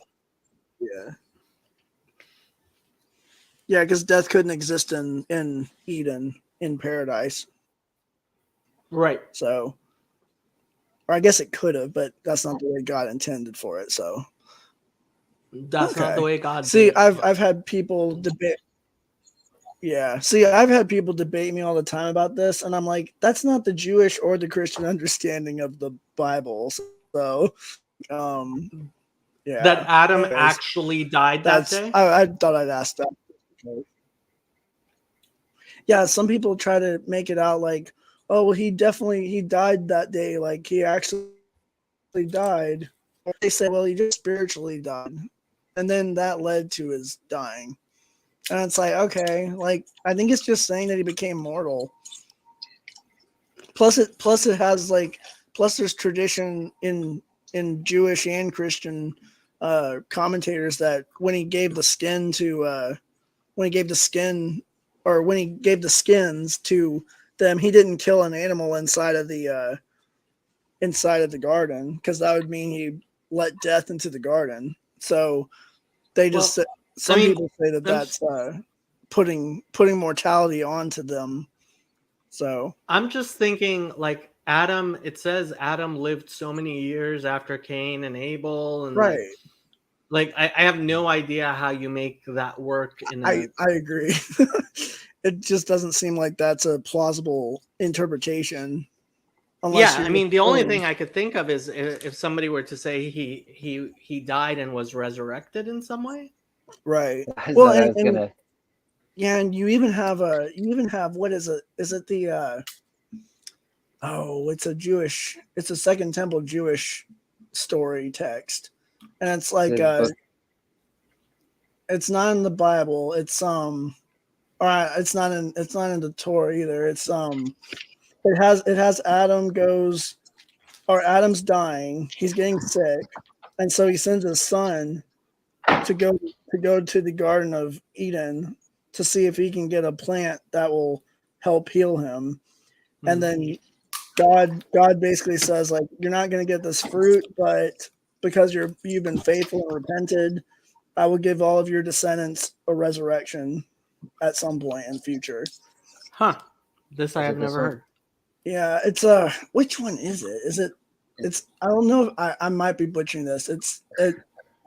I think it might be the Apocalypse of Adam. But I'm not. I haven't heard Well, one. apparently, Jason has a book called Adam and Eve. Oh yeah, is I it don't that know if one? it's The this Life one. of Adam and Eve? I don't know. It I have might no be idea. that I one. never finished all of it. I've read some of it before, and that's what I was about to ask. Because in this one, I think Adam kills himself a few times, and God keeps bringing him back to life. I think he dies a few times, and God just keeps bringing him back over and over. And I'm just like, oh man, I the don't poor remember guy. that. I don't remember that part, but I don't remember that part in that reading that I did. But it's I never definitely like the finished Life it. of Adam or something. I think actually, it's okay. Yeah, I'd have to go look it up, but there is a Second Temple text that it does mention that sort of, or at least I'm pretty positive it does. So it's kind of interesting though, because it like give resurrection for all of Adam's descendants. So I was Yeah, like, that's cool. I would think it's mortality. I've never really thought of it as him immediately dying in that moment or anything like that. And the thing with the skins too, I think in Christianity, I heard that all my life was that God killed animals and gave them animal skins. I think that's actually like he was clothing them with flesh, but I don't know. I Yeah. could be wrong. That's Right. Like that's the Jewish Well, interpretation. yeah, yeah, and and that God I doesn't mean actually kill the animals. the whole animal sacrifice part was like a Protestant innovation interpretation. Because they were like, oh well, it's got to be like Anselm said, and he's got to sacrifice an animal to appease like the god's blood wrath or whatever. And it's like, no, that's not it. But okay, like You no, haven't the lost me Father yet. doesn't hate us. the son didn't come for like a suicide mission to appease his dad. That's crazy. Like whoa. Yeah, penal substitutionary atonement. It's funny. The CRC recently reaffirmed that it has confessional status, and I was like, "Really? That's what you decide?" Yeah, that's unfortunate. Yeah, What does that mean, confessional status? Like you have to confirm that in order yeah. to If you be don't part of believe the it, you're okay. not allowed to be a member of the CRC. Yeah. Well, that's a good thing I'm not reformed, so I left that a long time ago. God shares fire with him. Yeah, that's There's interesting. Adam thinking the world is ending, but then God shares fire with him, unlike the Prometheus story. I do remember that actually. I think that is in that book because I think it's Adam's like first experience of nighttime or something like that. I can't remember. I think Yeah. He's like, I'm scared of the dark. I would be too. That would be Yeah, terrifying. same. True. You've never seen it before. Imagine if you'd never seen sunset before and suddenly the sun starts to set. True. Yeah, like my younger sister had a baby recently. He's about a year old now, but I remember when she first had him, I just would watch him and I would be thinking like, this has to be the most tormenting experience ever. Thank God he can't remember it. Like I can just imagine getting flooded with all these colors and just not knowing Right. anything or having any categories. And I'm just like, I'm surprised like he doesn't have a stroke or something. Like somehow babies get through all that. That'd just be absolutely horrifying. I've always To go well, from the yeah, nice dark womb into this just explosion of colors and sounds and everything else. Yeah. Well, somebody was talking to me about, how babies like when you're like 4, you get like amnesia or something, so you don't remember anything from when you were a baby. And Yeah. I was like, well, that makes sense because like sensory overload. So your brain's probably like, I can't even remember all this. So I don't know. That was my random thought when you said So that. I have an idea. When your kid is born, Oh, you no. you make him put a blindfold on, and at like Okay. age 6, and you tell him he's blind, and at age 6 you take it off and say, "Psych." This seems like a modern Plato in the Oh my God. cave. Story. Yeah, but Yeah. then you'll be able to see like what it's like to see for the first time. You can ask him. This seems like But child yeah. abuse, but I'm gonna go with it. Dang. He might actually be blind by then, though, if he doesn't use I'll his just be eyes for like, that. I'll just be like, Jacob Fetchery made me do it. They- well, obviously this would be child abuse, but what's to stop us from abusing children now? I mean, Oh no. There's a similar George McDonald story to that kind of. There's one. It's called The Day Boy and the Night Girl. It's actually a really, really good story. It's not too long either, but there's a witch or something in it, and she I think kidnaps a little girl and makes her spend like her whole life in the dark, basically at night with like one little light or something, and that's it. So but then it works out like she can see really well in the dark later on, but she can't handle sunlight very well. But so I don't know. yeah, what it there's reminded all me of. kinds of experiments you could do on children that would be abuse. That would be abuse. It would be abuse. I mean, it would be interesting, but it would still be abuse. Yep. Oh wow, we started at 7. We didn't start at 6. So yeah, we should probably actually do some Bible stuff. It is, after all, We've done a supposedly a Bible study. Yeah, we've done a little bit. And now Hey, we have Andrew. a monophysite with us. Has been Jacob. How are you, Andrew? Good. How was your midterm? I had my first one today. Okay. Pretty well. 8 questions. One of them I definitely got wrong, and the rest I feel pretty good on. So 8 it's questions. OChem, so it'll be curved. Yeah. So you just got to make sure the other students mess up. That's the Yeah, pretty much. Objective. Yeah. Halfway through the test, you just kick the other guy. As long as they do worse than you, Uh, you'll pass. yeah. How'd you do, guys? Hopefully not well. Yeah.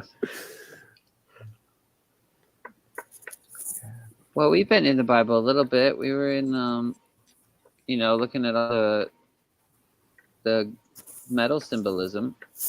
Let's do Ezekiel. Ezekiel 1. Just get through All all right. of Ezekiel. Let's do it. I'm reading in there as well.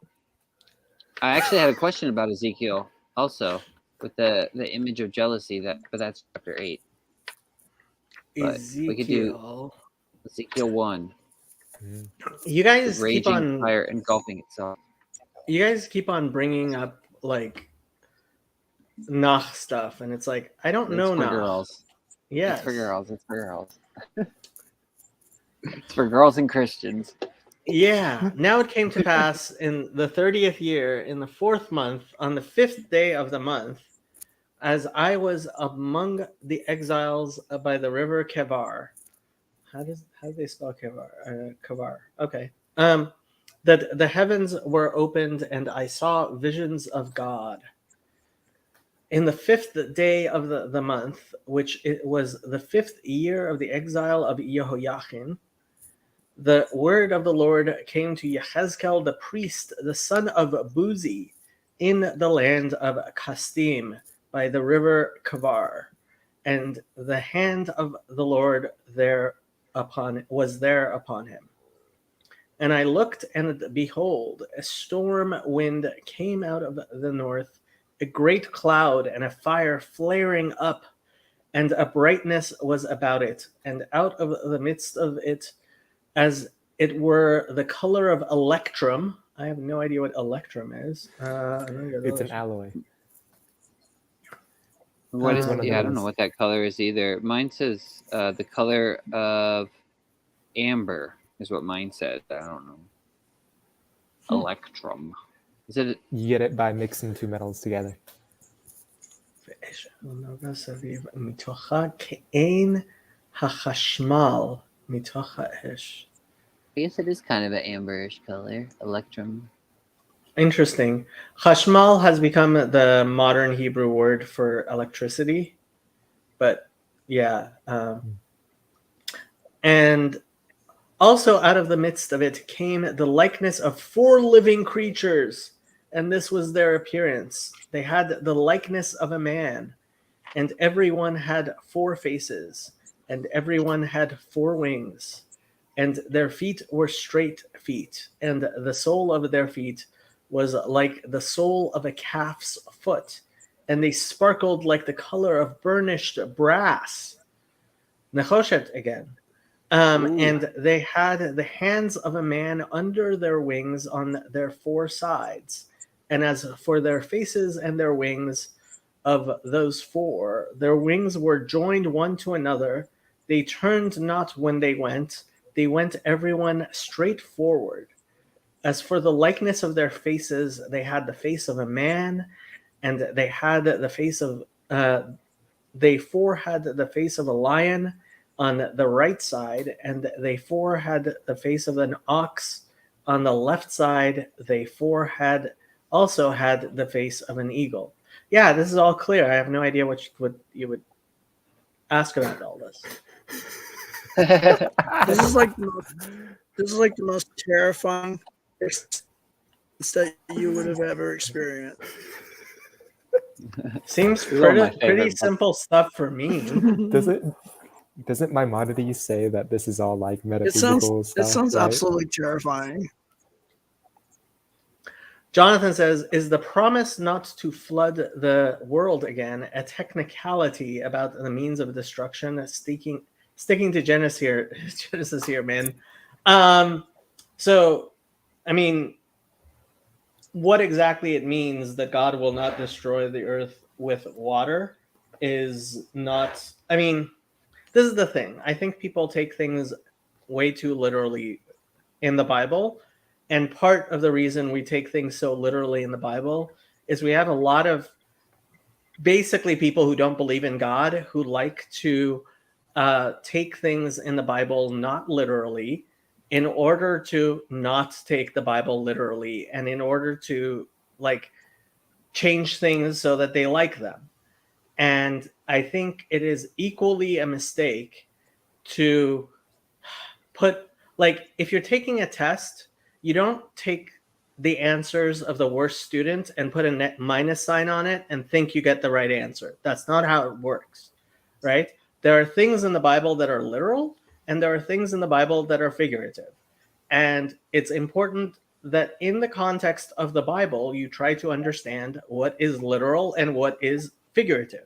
So when it says that God, like, with a mighty hand took us out of Egypt, right? If you think and that an actual hand came out and like, then you're a heretic. But Moses had a hand, right? Moses did. Yeah, and he was like God to them. I'm saying I take it literal and figurative, I guess is what I'm saying. But I'm probably taking it too far. I mean, he was the instrument of God's. He was like the instrument of God's hand. Yeah, man is I in the guess. likeness of God. I can But see it. the flood thing, that's kind of, I think, gets at what I was talking about with the fire and the Babylon coming, and it says because I don't know, it always works in my head with, like, you could say, like, order, the whole order and chaos thing. So the flood would be just like too much chaos because there is no law. That was, the flood happened before there was any law, and then the fire from heaven is like tyranny coming down from above. So Rabbi like that. Chezi says we're not allowed to discuss the chariot. Rabbi Yeah. Hezi, what happened? What did I miss? Aw, man. Chezi's really strict. He doesn't like people talking about symbolism and stuff like that. And Oh, yes. Okay. I'm, All right, I I'm gotta stop then. yeah. We no, honestly, Right. like it's not like I understand the chariot stuff myself. So like, yeah, you read it and it's like it's there, and it's like, yep, it's there. This is Ezekiel is probably one of my favorite books of the Bible. That and Ecclesiastes, those two. Uh, It's so good. Somebody asked me what my favorite one was, and I said I don't have one, but if I had to say something, I would probably say Deuteronomy. And they're like, "What?" Like, yeah, Deuteronomy. It's because the other ones are for girls. Yeah. No, Deuteronomy is pretty cool. I like Deuteronomy. It is. I heard that's the one Jesus quotes the most, actually, but I don't know if that's true. I don't either, but when I read Mark 12, I was shocked. Acts 5 and Mark 12 are two places where I was like, Wait, what? why have Jews and Christians been fighting for this long? Like the Jewish position has been in the Christian Bible since the beginning, and it's like I have no idea what you guys are talking about. Like, what? Why is this difficult to understand? I don't know either. I don't know what the problem is. So, what do you mean in Mark 12, though? What is the where he says the Lord our God is one? Is that part? Yeah, Love the Lord. Yeah, yeah. yeah. Like he quotes the Shema right there. It's like Trinity disproved. Like That's because finished. Christians follow Paul, not Jesus. Don't you know that? I do. It's the Christians who don't know that. Nah, but all right. Checkmate Christian Trinitarians. Yeah, that's what I meant to say. Checkmate Trinitarians. Ooh, they got us, guys. what book of the Bible do we do now? What? Well, we What can't book of the Bible Ezekiel, do I we do guess. now? Yeah, We now do the that Book of Ezekiel's off the Lazarus, table. obviously. I'm just Well, I did have a different question from Ezekiel that I don't know. It's chapter 8, and it mentions the image of jealousy, which provokes to jealousy. Ezekiel chapter 8. Let me find the verse. Ezekiel. I didn't know what that was talking about. You're never jealous of jealousy? Well, I mean, I figured it probably is. You could probably link it back to what is it, Numbers 5 or something? Or What's that the song? law of Jealousy. jealousy. Isn't there a song? Jealousies. Jealousy. I don't know. I'll write one though. Ezekiel 8. What? No, it's like a famous song. And Verse 3. Verse 3. 8:3. And he put out the shape of a hand and took me by a lock of my head, and a wind lifted me up between the earth and the heaven, and brought me in the visions of God to Jerusalem, to the door of the inner gate that looks toward the north, where was the seat of the image of jealousy, which provokes to jealousy. הפנימית, הפונה צפונה, אשר שם מושב סמל הקנאה המקנה. Interesting. I was Semel. just thinking how I'm gonna take that hand literally. Isn't that Figure that one. Ezekiel 8's where it's about Babylon, right? Hold on. No, I'm wrong. No, I'm right. Maybe I'm not. I don't know. Hold on. I'm reading it myself here. I know there's something about an Asherah pole in here. I know that. So Because he's talking, it's a vision for those in the exile. I'm reading my notes that I put here for some reason. You know how you read your notes and you're like, what the heck am I talking about? I do that a lot. Let's see. So what was interesting, Jacob? You said that's interesting. Does it The word connect to Numbers 5? semel, the word semel, I mean, it's not a very common word. Mhm. And yeah, in 5 it also talks about um, the image of jealousy. I'm pretty I might be wrong on this, but there's a point in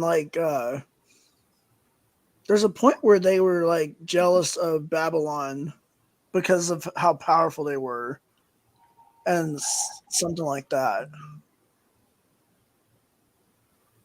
Could be. It's Ezekiel, right? I think it's Ezekiel. You looked at the images of is it the verse with the horse penis? Is that Might one? be.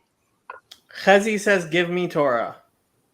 That's Numbers. what we could look at. Numbers 5. What's in Numbers Numbers 5? 5 is that's the law of jealousy. That's why I was What? wondering if this connects. That's why I was wondering if it connects to this, because Numbers 5 is about the law of jealousy, and this is talking about the image of jealousy, which provokes to jealousy. So I didn't know if they were connected, but we could go to Numbers 5. That's the one. What verse? It's probably controversial, but I still love it. But if we go to Numbers, 11. then I don't have my excuse that Nach is for girls. Yeah, Numbers verse 11. It's the unfaithful wife. Well, this is the Sota. Does the word jealousy show? There it is. Ruach kina'ah. And so verse 14. The spirit of jealousy. Let's see what the commentaries say. And Ruach then kina'ah. we could connect this to Phinehas, right? Is that how you say it? You guys say it? To what? To Phineas, who Pinchas, also gets jealous. yes.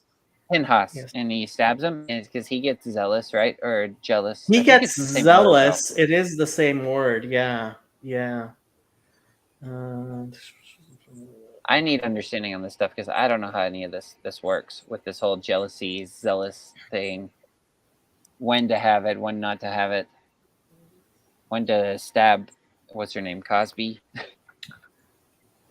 Hakatav v'hakabbalah says the spirit of jealousy, that is to say, the spirit of purity, that he wishes that he and his house be pure and clean from any form of sin, because jealousy is Aramaic for purity of things and their cleanliness. Like it says regarding Pinchas that he was jealous.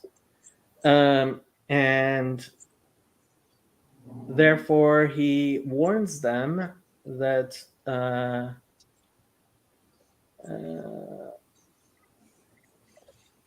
the one who warns wants people to not do something that is bad. And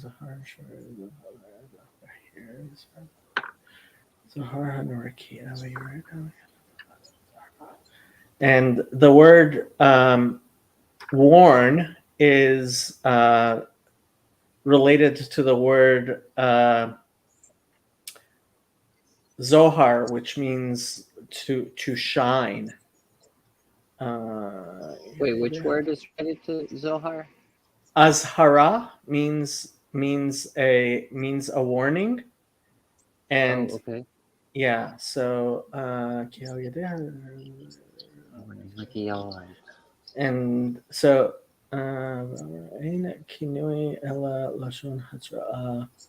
and yeah, he's giving a lot of reasons why the spirit of jealousy is related to the spirit of purity and holiness.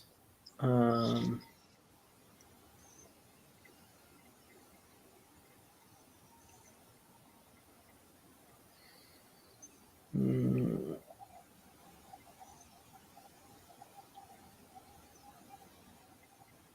I mean, there.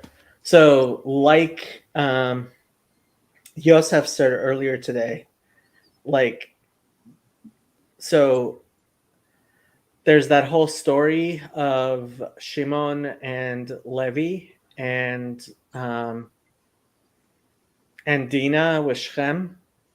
You know, the Dinah gets raped by Shem, and they take vengeance. And Jacob says, "What you have done is going to cause problems." And so, I mean, jealousy is related to a desire for holiness, which, if a person truly has it, it's a good thing. But most people don't have it, and it don't. It's not pure in them when they have it, and it causes problems. And so, it's yeah, it's a complicated thing. It's something which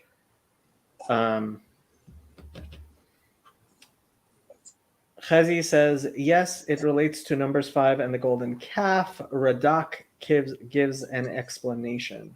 Radak on Numbers 5 or Radak on whatchamacallit? Which Radak?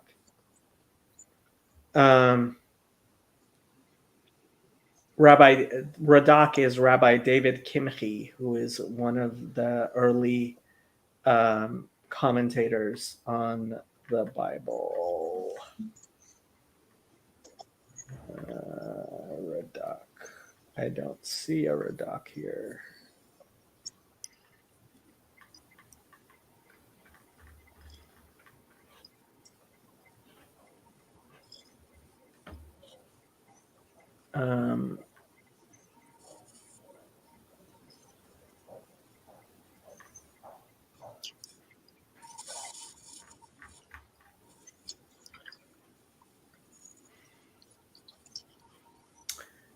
Radak on Ezekiel. Okay, so let's go back to Ezekiel. We were in Ezekiel 8. Yep. Ezekiel. Why can't I find Ezekiel? There it is. Ezekiel 8. And where were we? I think it was verse 5, right? Verse I think it was verse 5. 3 and verse 5 had it Right. on both. So let's see what the Radak says. Radak. There's the Radak. ויאמר אלי והנה מצפון המזבח זה שער הצפוני בביאה. No, that's the what?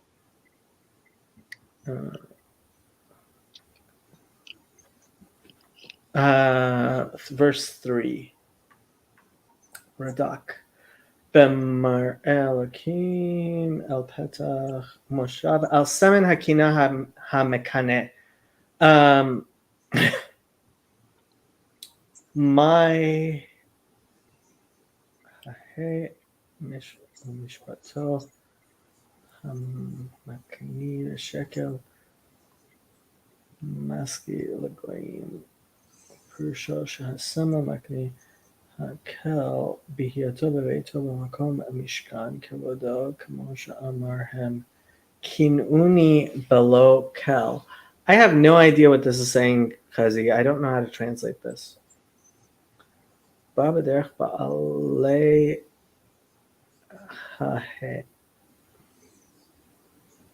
המשפטו בשקל מסקי גויים שהסמל מקני. I don't understand what this is saying, Chazi. It's girls, that's why. We need Nahama in here. Where is she? She's probably sleeping. It's too early.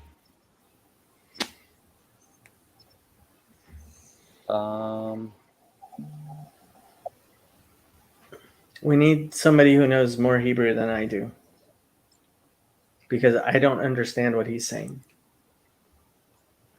Let me go to the Malbim. Ooh, there's a Yehoyada. That's always interesting. Where were we? Let's do that one. Malbim. Yeah, Ben Yehoyada is too hard for me.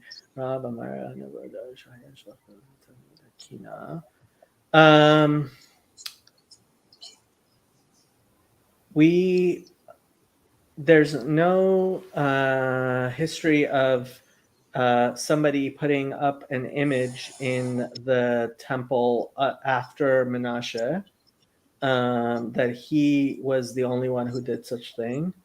And this sin is lasts still and has not been forgiven because it has not been fully repented of. Like I said in Jeremiah, והנה המינים היו אומרים שיש פועל טוב ופועל רע.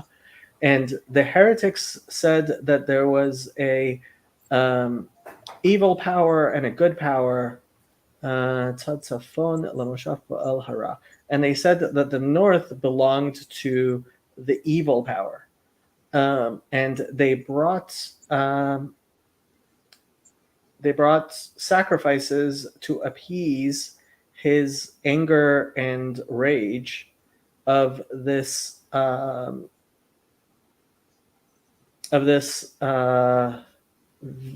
idol of jealousy.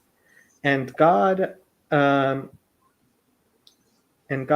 commanded that these sacrifices be slaughtered upon the northern altar before God, who is merciful.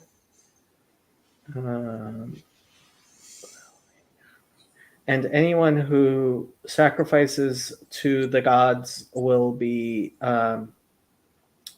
censured.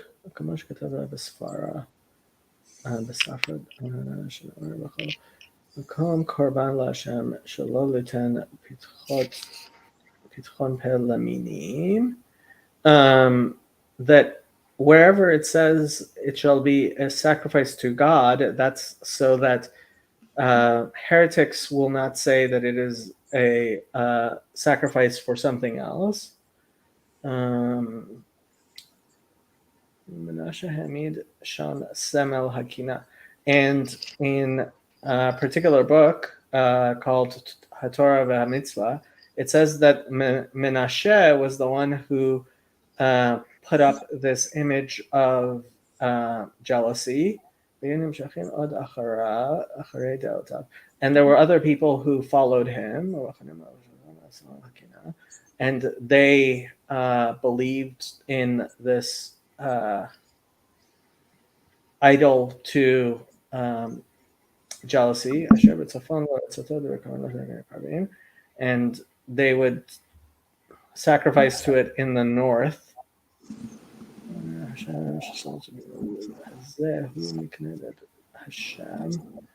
And if and it's one should not say that this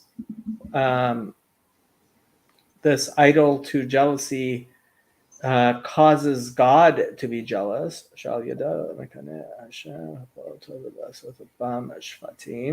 That it causes God to judge them.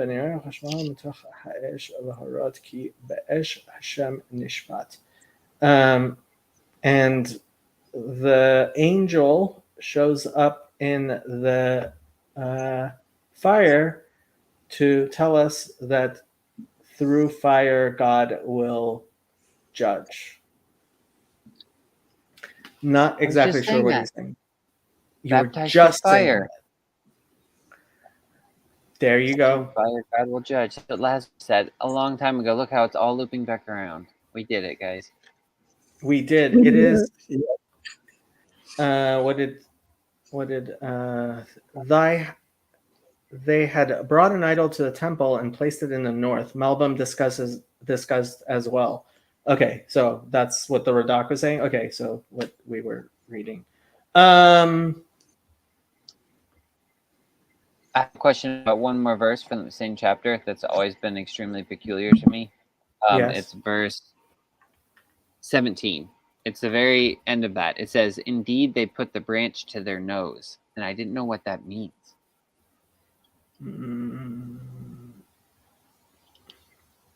וישובו להכסעני והנם שולחין את הזמורה אל אפם. Interesting. I don't know what that means either. Let's see what the Malbim says, because it's easier for me to understand those. וכעסם הם שולחים את הזמורה, היינו החרב הזומרת והכורתת כל ענפי היער, ובסימן הבא יפרש הדבר איך זמרו וכרתו איש את אחיו. Okay, interesting. So branches, what the Malbim says is branches are cut from a forest, and we have a so in Jewish symbolism, men and trees are are symbolic of each other. And he says in the next chapter, it talks about how they were murdering people by cutting them down. And that's what he means by the branch, like the branch to nose. So being angry in Hebrew, it can be called charon af or af, right? It's like flaring of the nostrils or not, right? So they angered God through their murder. Oh, okay. I see. You put the branch to the nose. Okay. That makes a little more sense. I just kept thinking Pinocchio, So my mind kept going. That's what the Malbim says. That makes a little more sense to me. The idea, as he said, the idea is that God was being cheated on.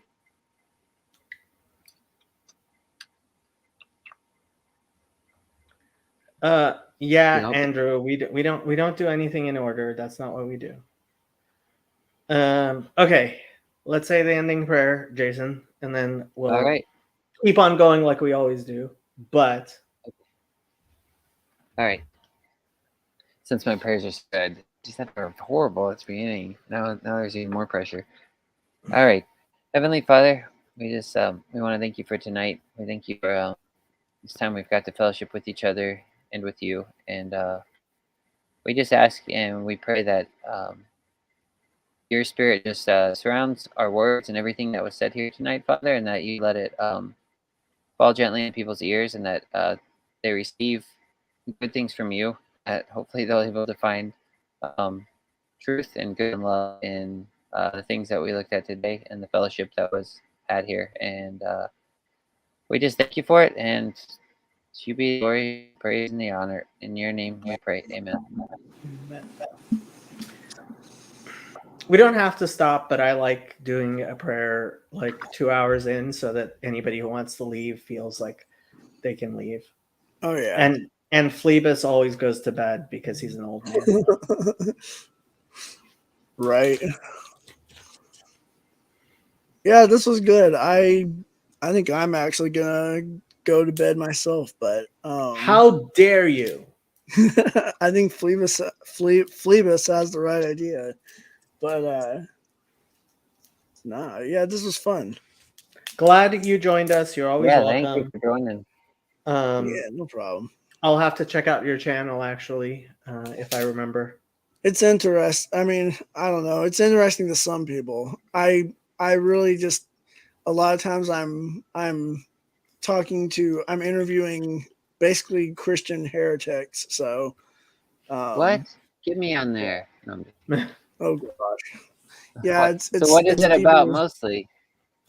Right now I've been focusing on a lot of like just eschatology. That's been what it has been focused on. So I've been interviewing preterists, which they're a type of eschatology believer kind of thing. So What is it it's called again? all they're called preterists. So Oh, okay. I've been Oh, yeah. I thought They all they like Christians to were talk about preterists. What does mm, that even mean? I'm no. looking up A lot of preterism. at least for a preterist, they think that most of the prophecies are past events. So they really They like to heavily actually focus believed on the Jesus was direction the of Messiah. Jerusalem.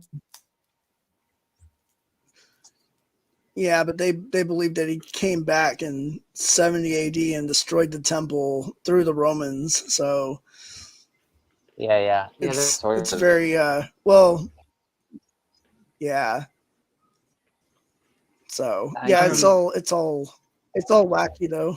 It's got some Do flaws you, to it. two So questions before you go. Do you Discord? all right. I do have a Discord, yeah. Interesting. Okay, invite me to your Discord. And are you going to the Lord of Spirits conference? I'm not because I there that is it's too far right now anyways. Yeah, So I haven't made my travel arrangements yet, but I am going. Cool. that's cool. Well, hopefully we will see you again. Oh yeah. You don't All have to right. go, Have Well, a I good night. appreciate. you can. You don't have to go, but you can't stay here. I'm just kidding. Yeah, thanks guys. I appreciate it. Later. Yeah, thank you. See ya. So Khazi will be joining us in 20, so like we should probably like make sure to end before he gets here. All right. I was listening to your. He hopped in the conversation for a little bit. I think it was the end times conversation or something. It started out with talking about prepping, and then you were talking to some guy that was a Muslim about halfway through, Mhm. and then you were talking to some British guy or something towards the end. I don't remember. It was a good conversation though. I was streaming so much on the 7 hour stream. I streamed so much on whatchamacallit on Monday. I think it might have been Monday. I think it was before you did the Bible The study. Bible study. It was. I think it was the one before that. Yeah, that I was watching. Actually, the Bible study stream. So there's this filmmaker here in Los Angeles who why does everybody keep on pointing to 4/20/20? Like what happened at 4/20/20? Like I saw several people pointing to it. I don't know. I'm gonna find out though. Is this a 420 thing? Is there a marijuana joke or something? It must be, yeah. Let me see. Oh, Sam crushed AI. Well, yeah, Sam did crush AI. What did he Oh, do? right, because Khezi came on. Because I keep on telling Khezi that AI isn't like the. I keep on telling him that from the people I know who actually work on technology and AI and stuff like that, like all of us tell us that all of them, basically, all of them tell me that AI is nowhere as advanced as people think it is. We're nowhere close to like having the type of AI that people talk about, like becoming dangerous to human beings or anything like that. Like we're Yeah. not even close to anything like that. Um, and like there's plenty of people who are worried about it, and I don't know enough to say anything. So I listen to the people who I trust know more than me, which includes Sam and Yosef. And so there are things that Sam says to be worried about, and Yosef is worried about those as well. And John Vervaeke is worried about those as well. And so I'm worried about the type of stuff they say they are worried about, especially so everybody seems to be worried about AI porn because they're like, yeah, AI will program porn in such a way that like people are gonna it's like gonna be people are gonna be completely hooked. Yeah, but wouldn't that just because we create it that way? I don't understand AI very well. I feel like Well, yeah, I um mean, so AI apparently all that the AI we can do can maximize what we tell it to maximize, right? So if you tell it, "Oh, I want people to stay on this website forever," right? yeah. Yeah. So it can maximize that in a way that like a normal human being just doesn't have enough information to maximize our addictive, like our capacity to become addicted to things, Yeah. and that's Well, dangerous. is the fear of it that it will become like conscious or self-aware or something? Like what is the So that's the fear a lot of people talk about, Yeah. and Sam and Yosef both say that we're nowhere close to that. Like we're not even we're nowhere close to that yet. Oh, okay. Did you ever watch the video me and Cal Rivet had on when we talked about it? Me, him, and Probably, but I also Nick. think I didn't finish it. Oh, yeah, Clevis because in says, my head, go ahead. AI right now is just math that optimizes outcomes. It doesn't have any intelligence itself, so it's a powerful tool that will never become conscious. Okay. Yeah, in my mind, I think I just spiritualize it too much, and so I'm just thinking like this seed produces after its own kind, and so in the but it doesn't. conversation, well, it probably That's the doesn't. thing. I mean, I get. Well, what do AI you mean by that? cannot AI cannot reproduce. No, And no, actually, I'm John Vervaeke said that as well. no, but I'm not talking about that. I'm talking about we produce it because like anything we create, I I thought the best thing that was said was when the British guy, whoever his name was, when I think he was said it to Hezi, and he said somebody said something about children, and he said, yeah, like AI, and I thought that was a good point because we're creating something, and so if we're creating it to be a child or a slave, it's like if you create a thing to be a slave, then it's going to enslave you because it produces after its own kind. So if you create it to serve you, then eventually you're going to serve it. I think that's people's fear. Does that make sense? That it makes sense that that's people's fear, but we don't have that capacity to create something that, like, we're not. I mean, this comes from, I think, overly um, being Overly. overly confident in our capacity to create. Well, I'm thinking of any creative work. If it is not created to be a servant or to serve you in some way, there's a way you like if someone creates a piece of art or something like that, like they let the art go, like they kind of so it's subject to other people's interpretation. Does that make sense? So Oh, there's a way they like it becomes a living creation at that point, through like the death of the creator in a way, because the death of the creator is saying I have no control of this over me anymore. It's like this is how I yeah. interpret it, but you know what I'm No, getting at? symbolically, I hear what you're saying, but Yeah. your art doesn't actually become alive. Yeah, I see what. Yeah, I guess. I mean, I see what you're saying. That's the way I was thinking of it. I hadn't thought of it that way before about AI until I heard it was some interview and this guy was talking about it, and it sounded like he was talking about a child, and it kind of freaked me out at first, but then it was kind of making me even think of the weird Geppetto Pinocchio relationship thing where it's like, I don't know. We Hello, have a Charlie. Tayo and we have a Charlie. Hey, Yeah, we're but waking up. in in actual reality, like if you were to cut the strings on your puppet, the puppet would just fall. It wouldn't actually become alive. yeah, I guess.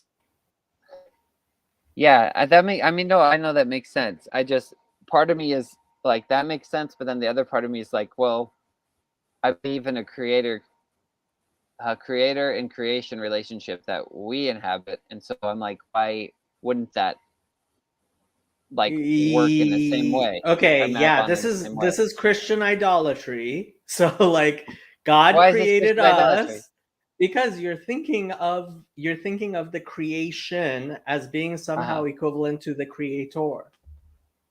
And we're not in any way equivalent to the creator. Yeah, I know. Like Well, when you have a child, you're bringing a new life into the world. That's not equivalent to the creator, but I mean, yes, our relationship to God is in some way analogous to the uh, relationship yeah, between a father and son, yeah, but it's only an analogy because God is actually ineffable and beyond all description like that, and his capacity to create life is beyond anything that we have. it's probably Christian idolatry. I think you're probably right. Man, I'm always somewhere in the middle, aren't I? I'm like, I don't know. Chazi says we're naming our animals. Yeah, I mean we are affecting the things that God created, but that's not the same as creation ex nihilo yesh ma'ayin. And now we have Ryan, who is from Australia. So this is an Nice, international Bible study. nice, nice. Yeah, I guess We ha- so. I was we have an thinking with Israeli, a British person, a Australian, a Canadian, and we have somebody from Iowa, and that's a whole different country. how different. I guess what I was thinking was along the lines too is if when you have a child, you're not having well, you could be having the child serve you, but rightly, when you have a child, you're basically going to die for it in a way. You're going to give your life for that child. So in that way, that's a life-giving spirit. You're going to pour your life out for this new infant you're bringing into the world. And so if that is the seed that you're creating with, that is the kind that you are imparting to whatever creation you have. It's like, wouldn't that would the hope would be that that creation would eventually receive that seed and produce its own kind. But does that That's even make not sense what I'm within saying? our. No, I understand what you're saying. But how is I, that? How is that not but though? Is this because this what do you is mean? Christian idolatry? Well, because This you is have a life this. giving spirit. You have a life-giving spirit, but it's not enough, right? It's like it's not within our power to create living things. Like when you actually have a child, like hopefully you'll look at that child and be like, yeah, I couldn't create this because you couldn't, because it's only through God's power that you are able to in fact create another human being. Yeah, Whereas AI is the work of our hands. It's not the work of the creative capacity that God gave us to create other human beings. yeah, yeah. I guess. I mean, I see what you're saying. I mean, ultimately, it all goes back up to God because He is the giver of all life. But I guess it becomes less of a scary thought to me if I were to think AI was created with some sort of, which is with that type of spirit, but that ultimately is kind of a scary thought as well. But I don't know. Well, it would be very nice if the people who are creating AI would have good intentions in their creation of AI. But ultimately, AI is nowhere close to the type of creation that a human being can do by actually like reproducing, because that's a God-given capacity which is miraculous and beyond anything that we can create with our hands. Wait until they upload Lenin's brain into the AI. Is what Prophet Zechariah said. Well, they already have. Come on, we all know they're communists. But that's the thing. You could upload someone's brain, right? Because it's just, if you're just talking about intelligences, then it's just. Well, But if no, you're not actually uploading their life, no, like not their actual Jason, essence. we're nowhere close to uploading an actual human's brain. Like the AI we have with everything that all the capacities that it has is nowhere close. So, I mean, we can pull up what Sam said. Sam actually did it pretty well. Let me. No, I believe you. We don't have to pull it up. I believe you. I don't think. I mean, I don't. Think No, we're you close. think I I'm was just saying, like, lying. You think I'm lying. I can tell. And I'm just because saying- you think I'm lying, that's why I want to pull it up, is because I think you think I'm lying. All right. Pull it Or up. it might just be because I just want to clarify this and what Sam said. Just do it. 4/20/20. Where was it? The 7-hour stream or the 5-hour stream before the 7-hour stream? 7-hour stream, I think. No, I think it was the 5-hour stream before the 7-hour Oh, okay. stream. All right. 420. Yeah, you are right. Okay. Share this tab instead. And I believe you. Ta-da. Michaels and John did the same thing. All right, let's hear it. An AI is telling me not to give you the benefit of the doubt based on your interactions, that already has a religious implication, because I'm supposed to give everyone the benefit of the doubt. Is that true when scientifically I'm being told that this guy's dangerous? Yeah. I think that there are a couple things that AI can't do right now that are important. It has no such thing as comprehension.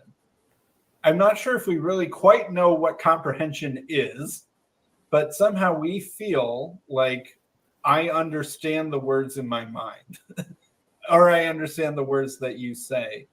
And as far as I think it would be completely ludicrous to attribute anything like comprehension to ChatGPT. There's like, what's that philosopher Searle and the Chinese room thought experiment, where like what is that?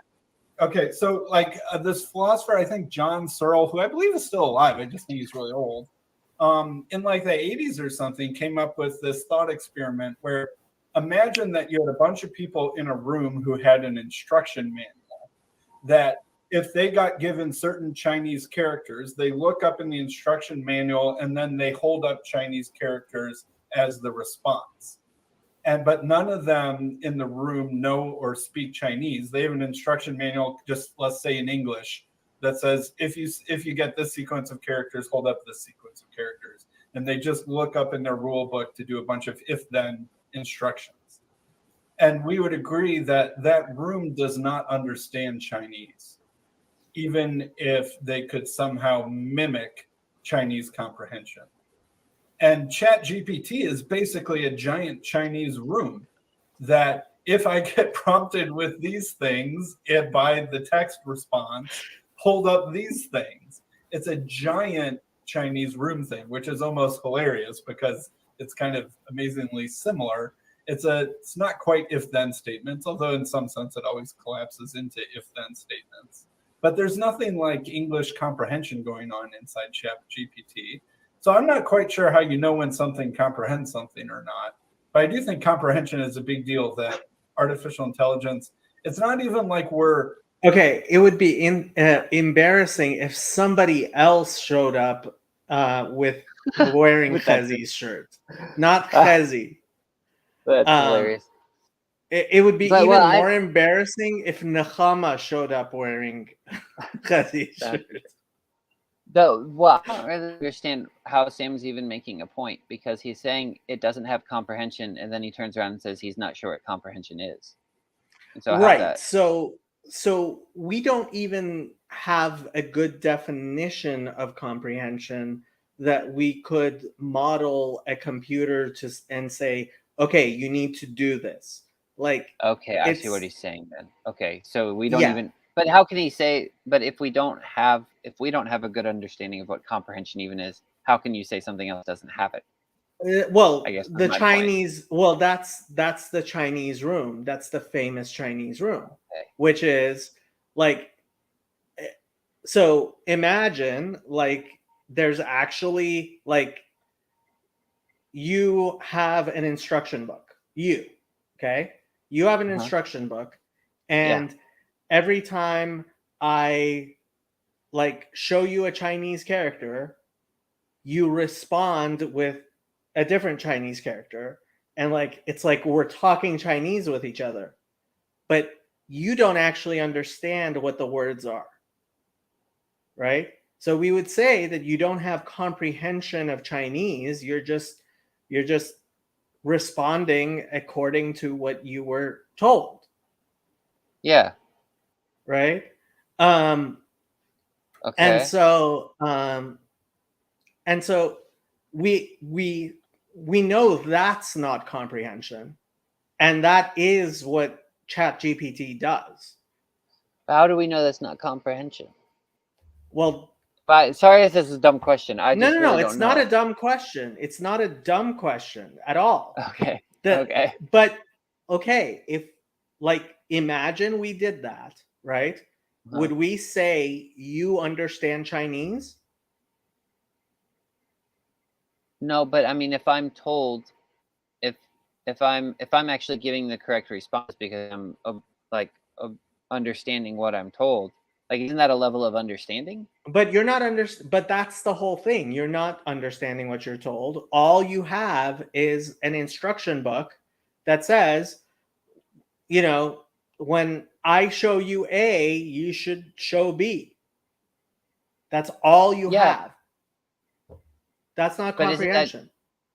What? That's communication, right? Is that Oh, a right. form of- And ChatGPT communicates with us, right? Yeah. But it doesn't But I don't- actually understand what it's saying. Okay. I'm trying to understand how it Instead, how hold it on, doesn't. Jason, before you try to understand how it doesn't, Yeah. ask yourself, okay, you understand the word understanding as Uh-huh. something, right?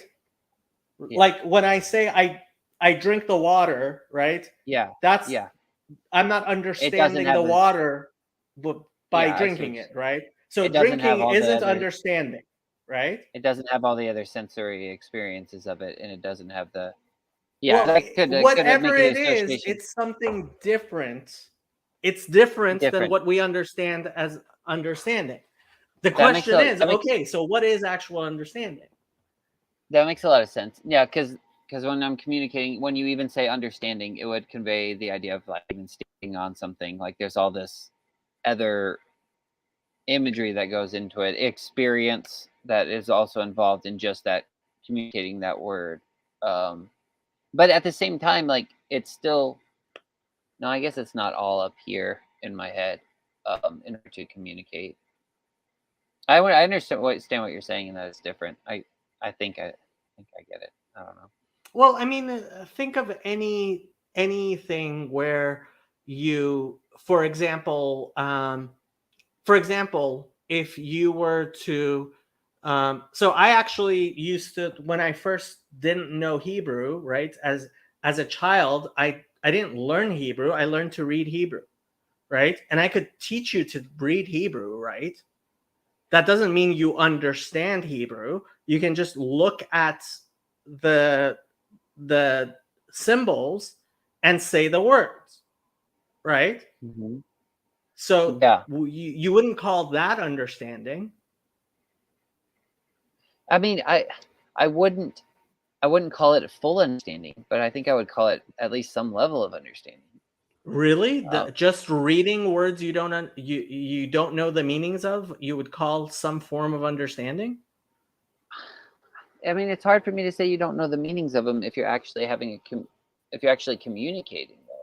But no. But that's the thing. It's not that you're communicating. Like if I teach you how to read, I could teach you how to read Hebrew letters, right? Without teaching you the meaning of the words at all. You could just learn, I see this, I say this. You would agree that that's not understanding, right?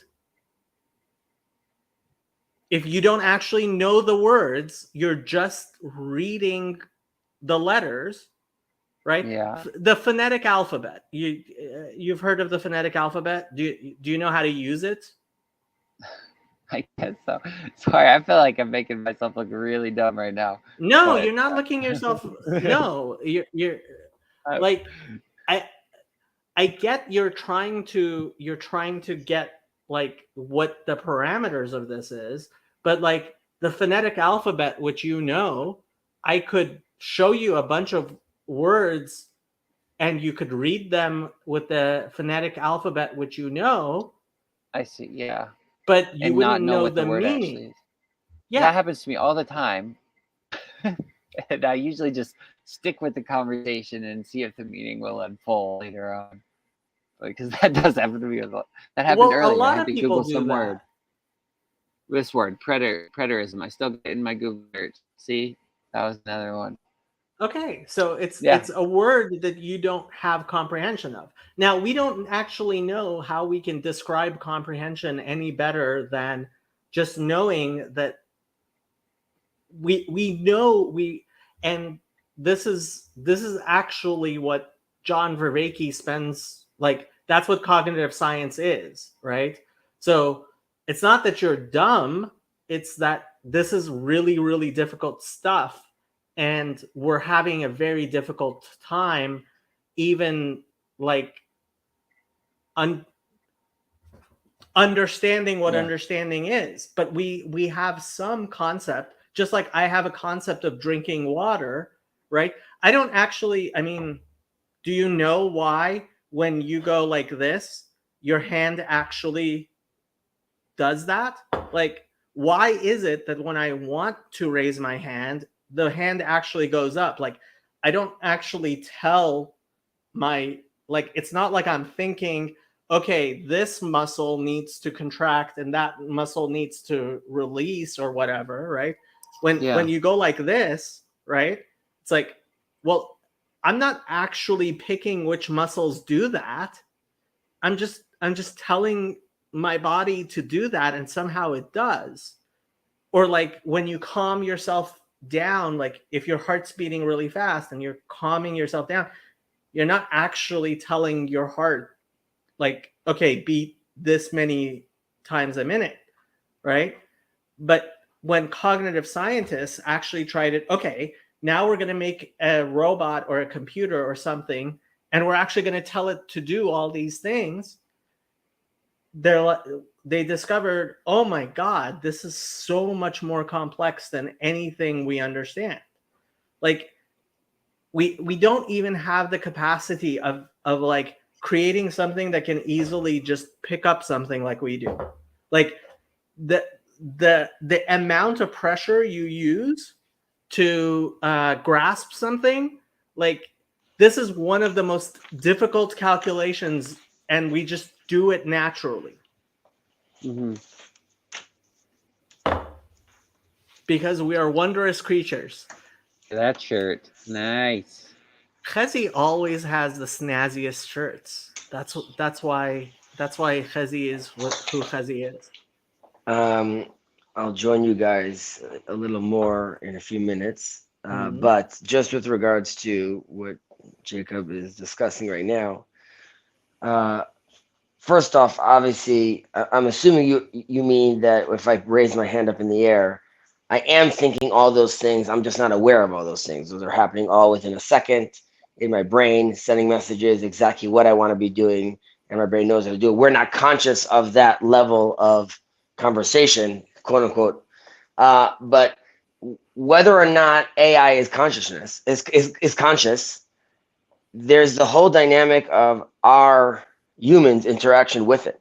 So it doesn't have to be conscious for us to think it's conscious, or it doesn't have to be conscious for us to be confused and react or deal with it as if it's not conscious. And that has grave ramifications. So even at the level of just like fantastic computers integrated with humans is already a recipe for disaster. And while Sam did mention that, like, if Neuralink and digitizing your consciousness are like, a long time away. ramifications of speaking to a, having great ChatGPT therapists online, and you could explain 100 times that it's just picking up the Chinese letter. Someone's going to think it's giving it actual guidance, and someone's definitely going to be confused by that. And there's ramifications to letting something like that loose and how that affects humans. And like we mentioned in the stream with Sam, there are still the ramifications of AI and longevity with your health, and AI and genes, and that also is not a robot, but that affects us and how we interact as humans. And I'm putting you guys on mute for a second, and I'll join back on. So yeah, I mean, this is what I'm trying to actually like go in the middle of. I don't want to be the person who's like, no, we're not making any technological advances. There's nothing to worry about. There's nothing to think about. Like, I don't want to be that person. And I also don't, and I think actually Vervaeke in his video was trying to also kind of go in this middle route where you also don't want to be the person who's like, the world is going to end. Like, it's neither of those. It's actually, this is powerful technology, which just like any other powerful technology, like the atom bomb, let's say, has the capacity to, in fact, yes, like the atom bomb has the capacity to like destroy all of humanity. But at the same time, it's also not like, it hasn't destroyed the humanity yet in 70 years, knock on wood. And so both of these things are what I am trying to like temper. People being like, oh my God, we're all gonna die, and people being like, there's nothing to think about whatsoever. That's a good example, because the atom bomb, right? After it was used that once, everyone's like, all right, let's keep this thing in the bag, right? So the world didn't have to deal with major deals like, we had Chernobyl, but you don't have to deal with suddenly insane populations dealing with radiation, or death on a scale that, first of all, that is what happened. Suddenly a nuke fell and killed like an insane amount of people instantly, and everyone's like, okay, that's a game changer. And that has allowed for some sort of geopolitical stability for the last 70 years. So you are now offering technology with, at the very least, is as influential and to everyone. So that's okay. This is another thing that I think. So CRISPR is actually far easier for individuals to use, and that worries me far more than nuclear bombs and AI, because the amount of computing power that ChatGPT actually requires and the amount of information is actually humongous. It's not like you're going to be running ChatGPT off your home computer within the next 10 years. Jacob, even if it's in 50 years from now, and we don't have to get into this. My point is, humanity, religions, specifically, personally for me, Judaism, 50 years down the line and 6 years down the line is too soon. And that's why the conversation needs to be happening now. So I don't think that next year something's happening. I'm just saying, even if you're saying in the next 10 years, it's not, even in the next 100 years, that's going to happen. You should already create now the groundwork and the foundation to deal with such things.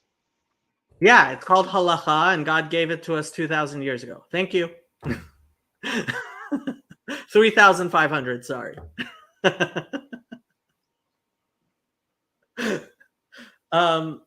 Look, yes, these are problems, and we should be looking forward to them and all that. But again, it goes back to the discussion that Yosef and I have been having on my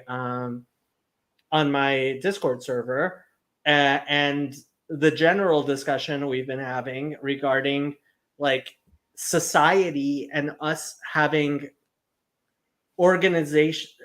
are having wisdom and human society arranged in ways that are functional, which is what I am actually most worried about, and what I've always been most worried about. This is the thing that has terrified me since I was a child, is that our capacity to act wisely as human beings and government, right? But these are all things that are theological and sociological. They're not technological.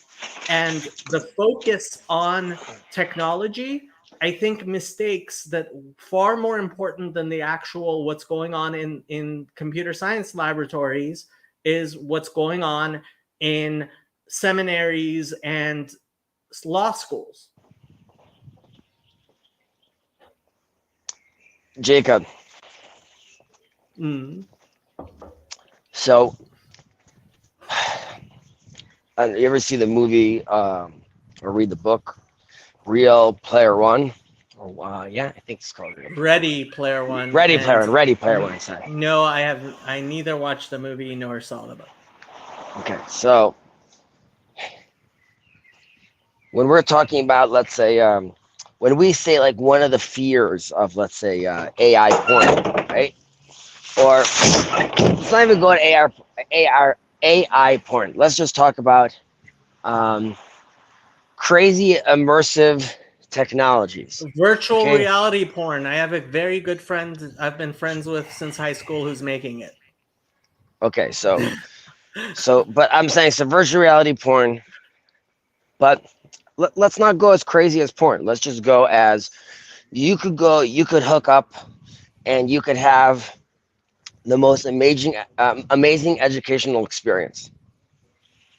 Okay, different teachers teaching you Einstein's alive. You're taken to Cairo to see the pyramids. It's fantastic. Okay, now growing up, right? We as humans have like the system where I tell my son, that's enough time on that iPad, for example, or like he doesn't use an iPad, but like, enough of that now. Come back down. We have this issue also with music. Your parents never told you, you need to leave your room and stop listening to music right now. But once you got an iPad and said, well, in theory, I could be in my room for the next 10 months just listening to music, right? Your parents wouldn't be like, oh, that's okay. So how do you expect society to then deal with things like, oh, my child hasn't left in months. Why? Because he's in China as far as he's concerned in his head right now. And he's having this whole immersive experience. And I haven't spoken to him at all. And he doesn't know how to actually socialize with XYZ because he's been hooked up to this thing for X long. This is actual reality. This is something real right now with kids and just their phones. And it's one of the reasons why I am, every time I look at the Haredi world and I see the fact that Haredim for the past 20 years have been telling their kids, no, not until you're an 18 do you get a smartphone. And I'm like, wunderbar. Look, God has guided these people. Ashrecha matov chalkecha sheyesh lanu Torah kazeh. Right. So I obviously, there are versions of that. And if, let's say, the Haredi community is a certain extreme, right? I could say, like, as someone that's modern Orthodox, I'm more integrated, but I have my own reservations. Those gaps are going to become smaller and smaller. And when there's the Internet of Things and it's integrated in almost everything, there's not going to be like, oh, like I always say this, we can't live in the city, Haredi people, or you can't touch that car, or you can't have this shirt, or you can have those glasses that already have built into them this kind of technology, or no. Hezi, yes, you can. They're called the Amish. They live in the United States. There have always been people like that. And frankly, if we start doing things as crazy as you're talking about, then yes, we shouldn't live in those cities. We shouldn't buy those glasses. We shouldn't, because or get that medical attention, right? Like Mr. Robinson, of course you'll treat your cancer. I'm assuming you have the chip implanted, right? That lets us track your you don't have that. So this is exactly why I think I am opposed to these types of things of, oh, I refuse to treat you if you refuse to get this implant. Yes, I am very opposed to that idea, Chezi. We can't hear you. Go ahead. Yes, now. Sorry. That's all nice, and that is a side conversation about the ethics of these and how we move about them. My point being, it's all ethics questions, Chezi. It's all ethics questions, not technology questions. Yeah, but that's sure. But the technology is what's prompting these questions. As technology has always prompted questions. Why I don't understand where you get this idea that Piskei Din for new technology aren't coming out by the minute. Okay, so I'm so glad you asked that question. So, it was rude of me before. Jason, you had a good day? What, me? Yeah, Yeah, no, yeah, good day. Yeah. It wasn't rude of you. No, this is good. I'm just listening. I've had a good day. How about you? Thank God. Bless the Lord. It was a good day. Independence Day. Now, so Jacob, we were discussing briefly this Ethiopian rabbi, right? Yeah.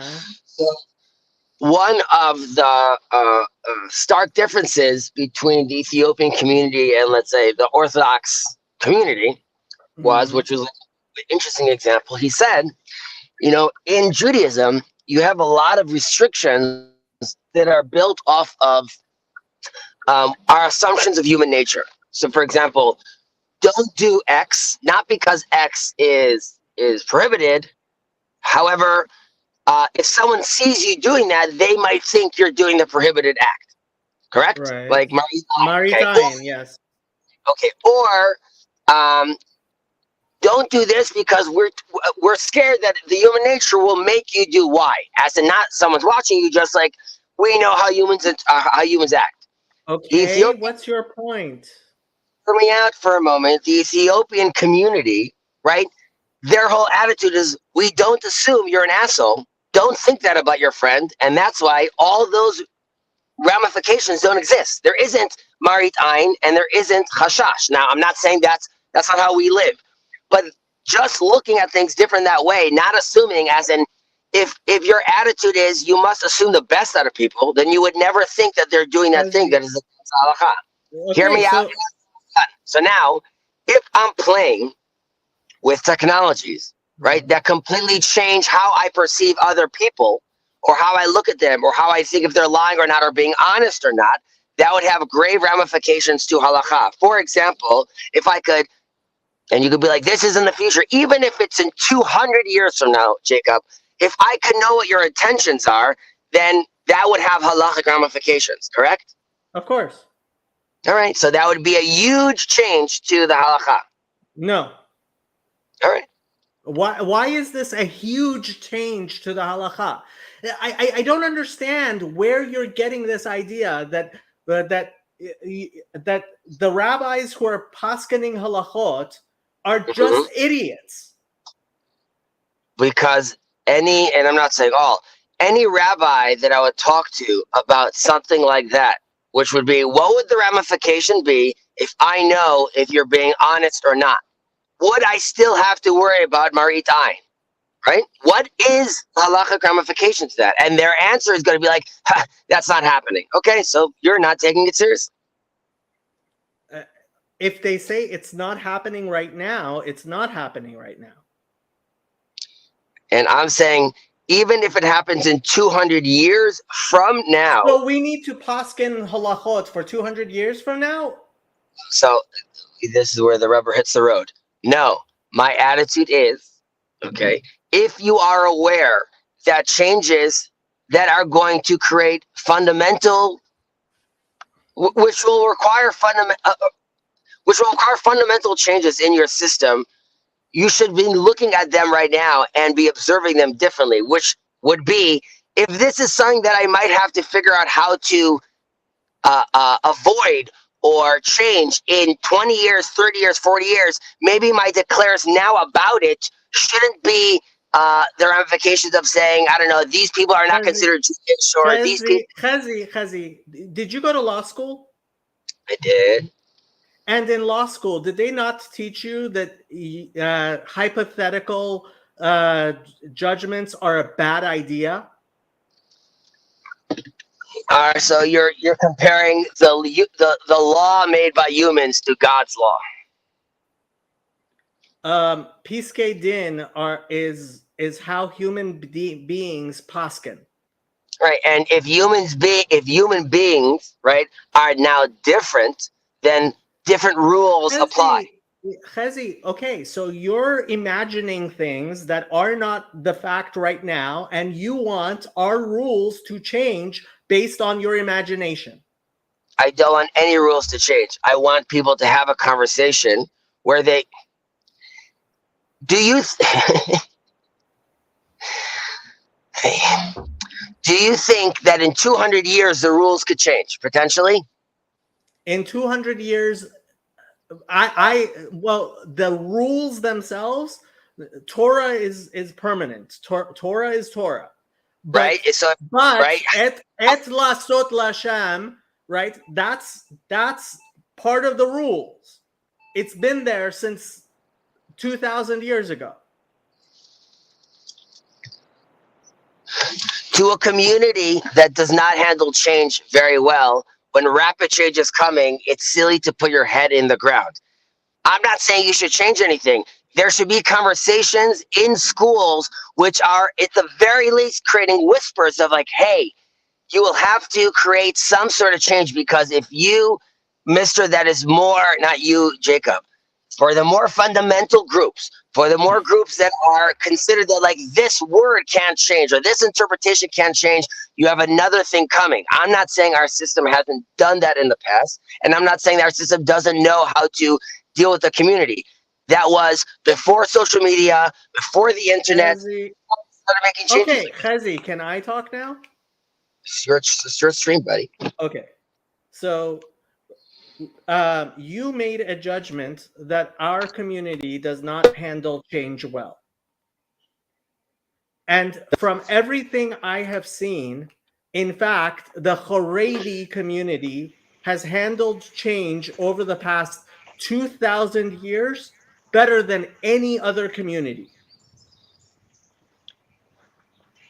And Okay. I have no example of anybody who has done it better. And I give you I give this example constantly of forbidding the use of electronics on Shabbat, which is the most prophetic thing that our rabbis did 100 years ago.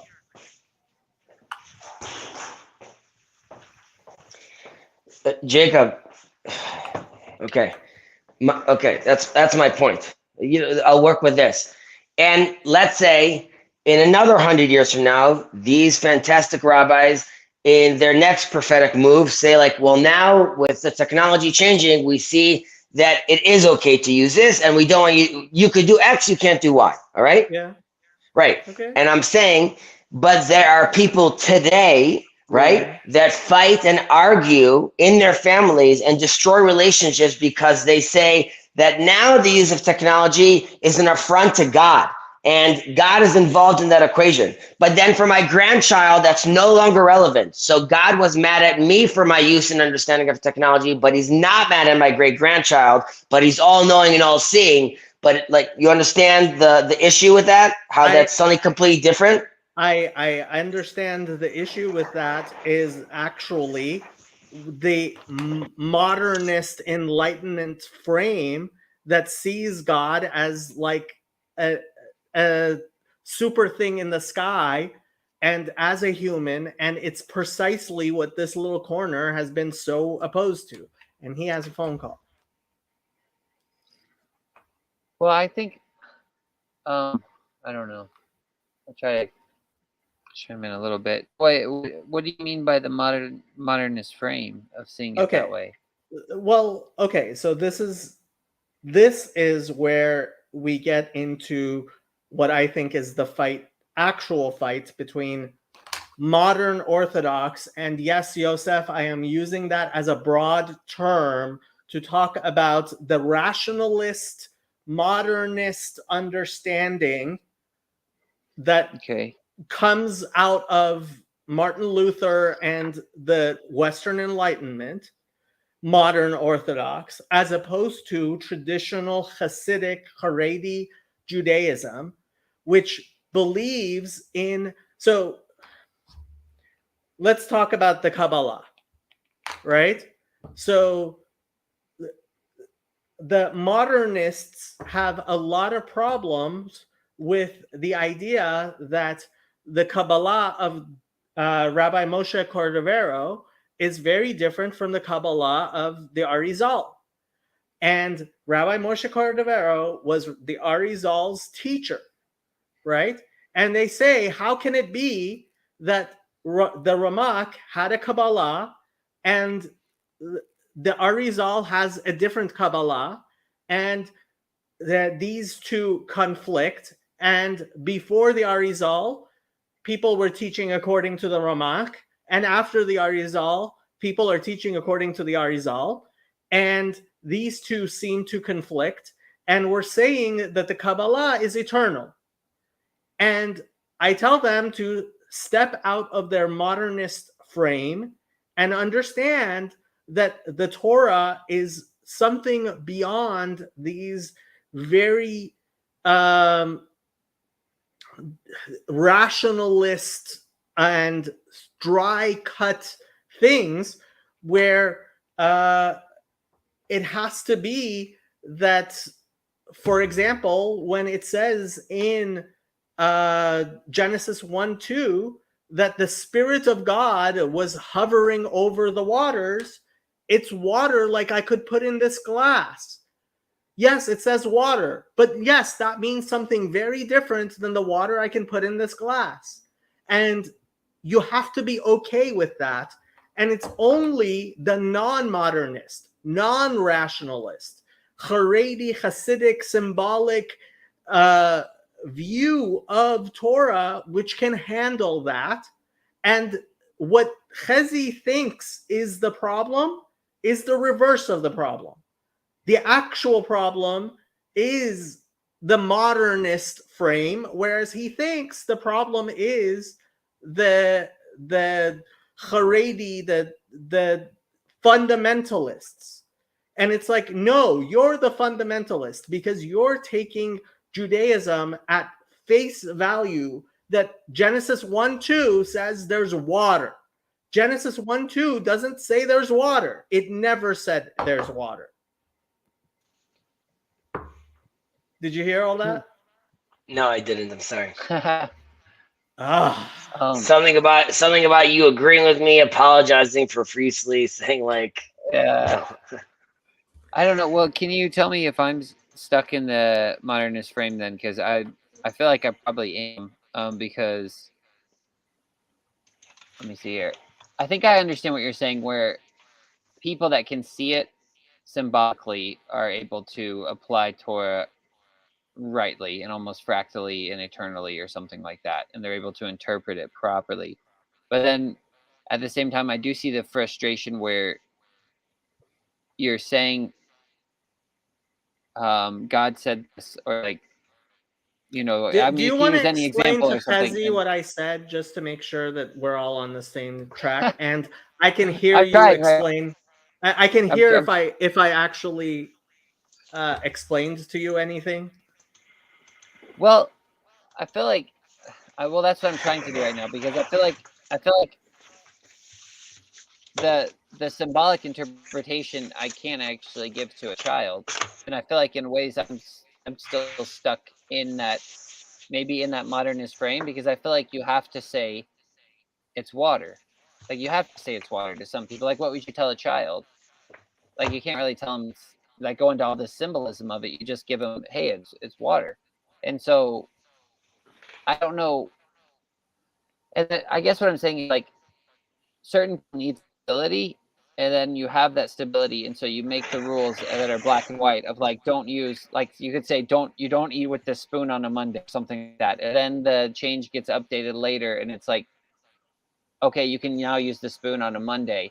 But every time you're doing that, you're basically saying, God said you can't do this. And so that's the frustration I think that comes along with it, is because you're telling a child, God said you can't use the spoon, and then a week later you say, oh no, God said it's okay now, and they're losing the stability there. Well, if So I think that your God is the rationalist God that can't actually say, right, that in this case it's allowed and in that case it's not, and when I go to a rabbi and he paskins, then it is actually God's will that it was kosher last year and it is kosher and it's not kosher now. Like if you can't accept, yes, there is chidush, there is the fact that so the famous example, right? Famous example from the Shulchan Aruch is the Ramah, Rabbi Moses Isserlis, says that certain types of blemishes on a lung cause an animal to die in a year, and Rabbi Joseph Caro said that he said that it causes them to die in a year, and Rabbi Moses Isserlis said that it didn't die in a year.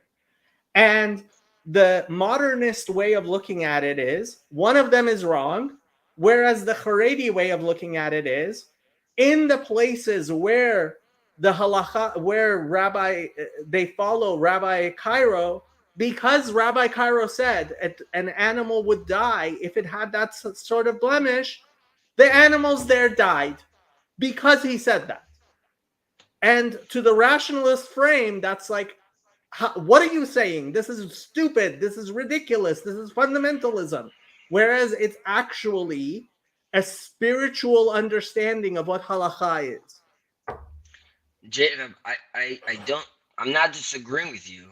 I'm just stressing again that you are correct that halacha could come and say in the system, this was okay, and now it's not okay.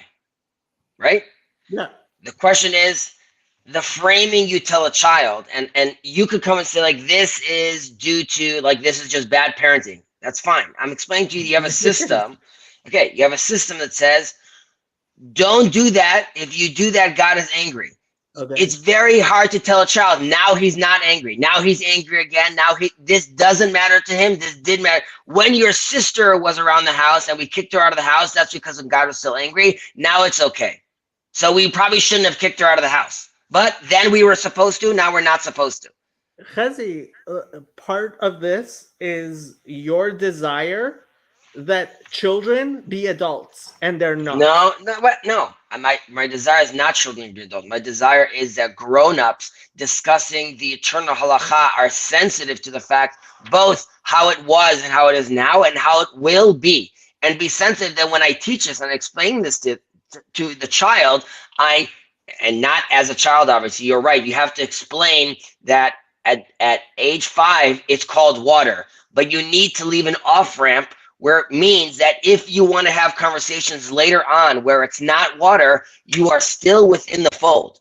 And the problem is, just like you had right now with like discussing Ezekiel on this, very quick, you're like, whoa, like, I'm not sure like what this means, or like, where am I going with this?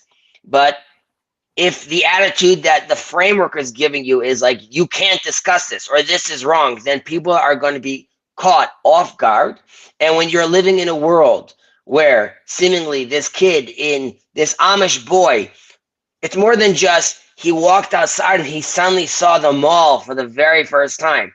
He's going to put on his glasses and be hit with the internet for the very first time. And it's not just the mall. He's going to see this shiny thing called, oh, there's modern orthodoxy, and there's a guy named Jonathan Peugeot, and what is this symbolism he's talking about? And what is this Maimonides guy's talking about? And you're going to have a ChatGPT that could give you a synthesized version of your question and give you a beautiful rendering and 3D of how that even looks, right? So if you're not giving any framework for a child of how to learn and interact with the eternal Torah that way, then you are not equipping them properly.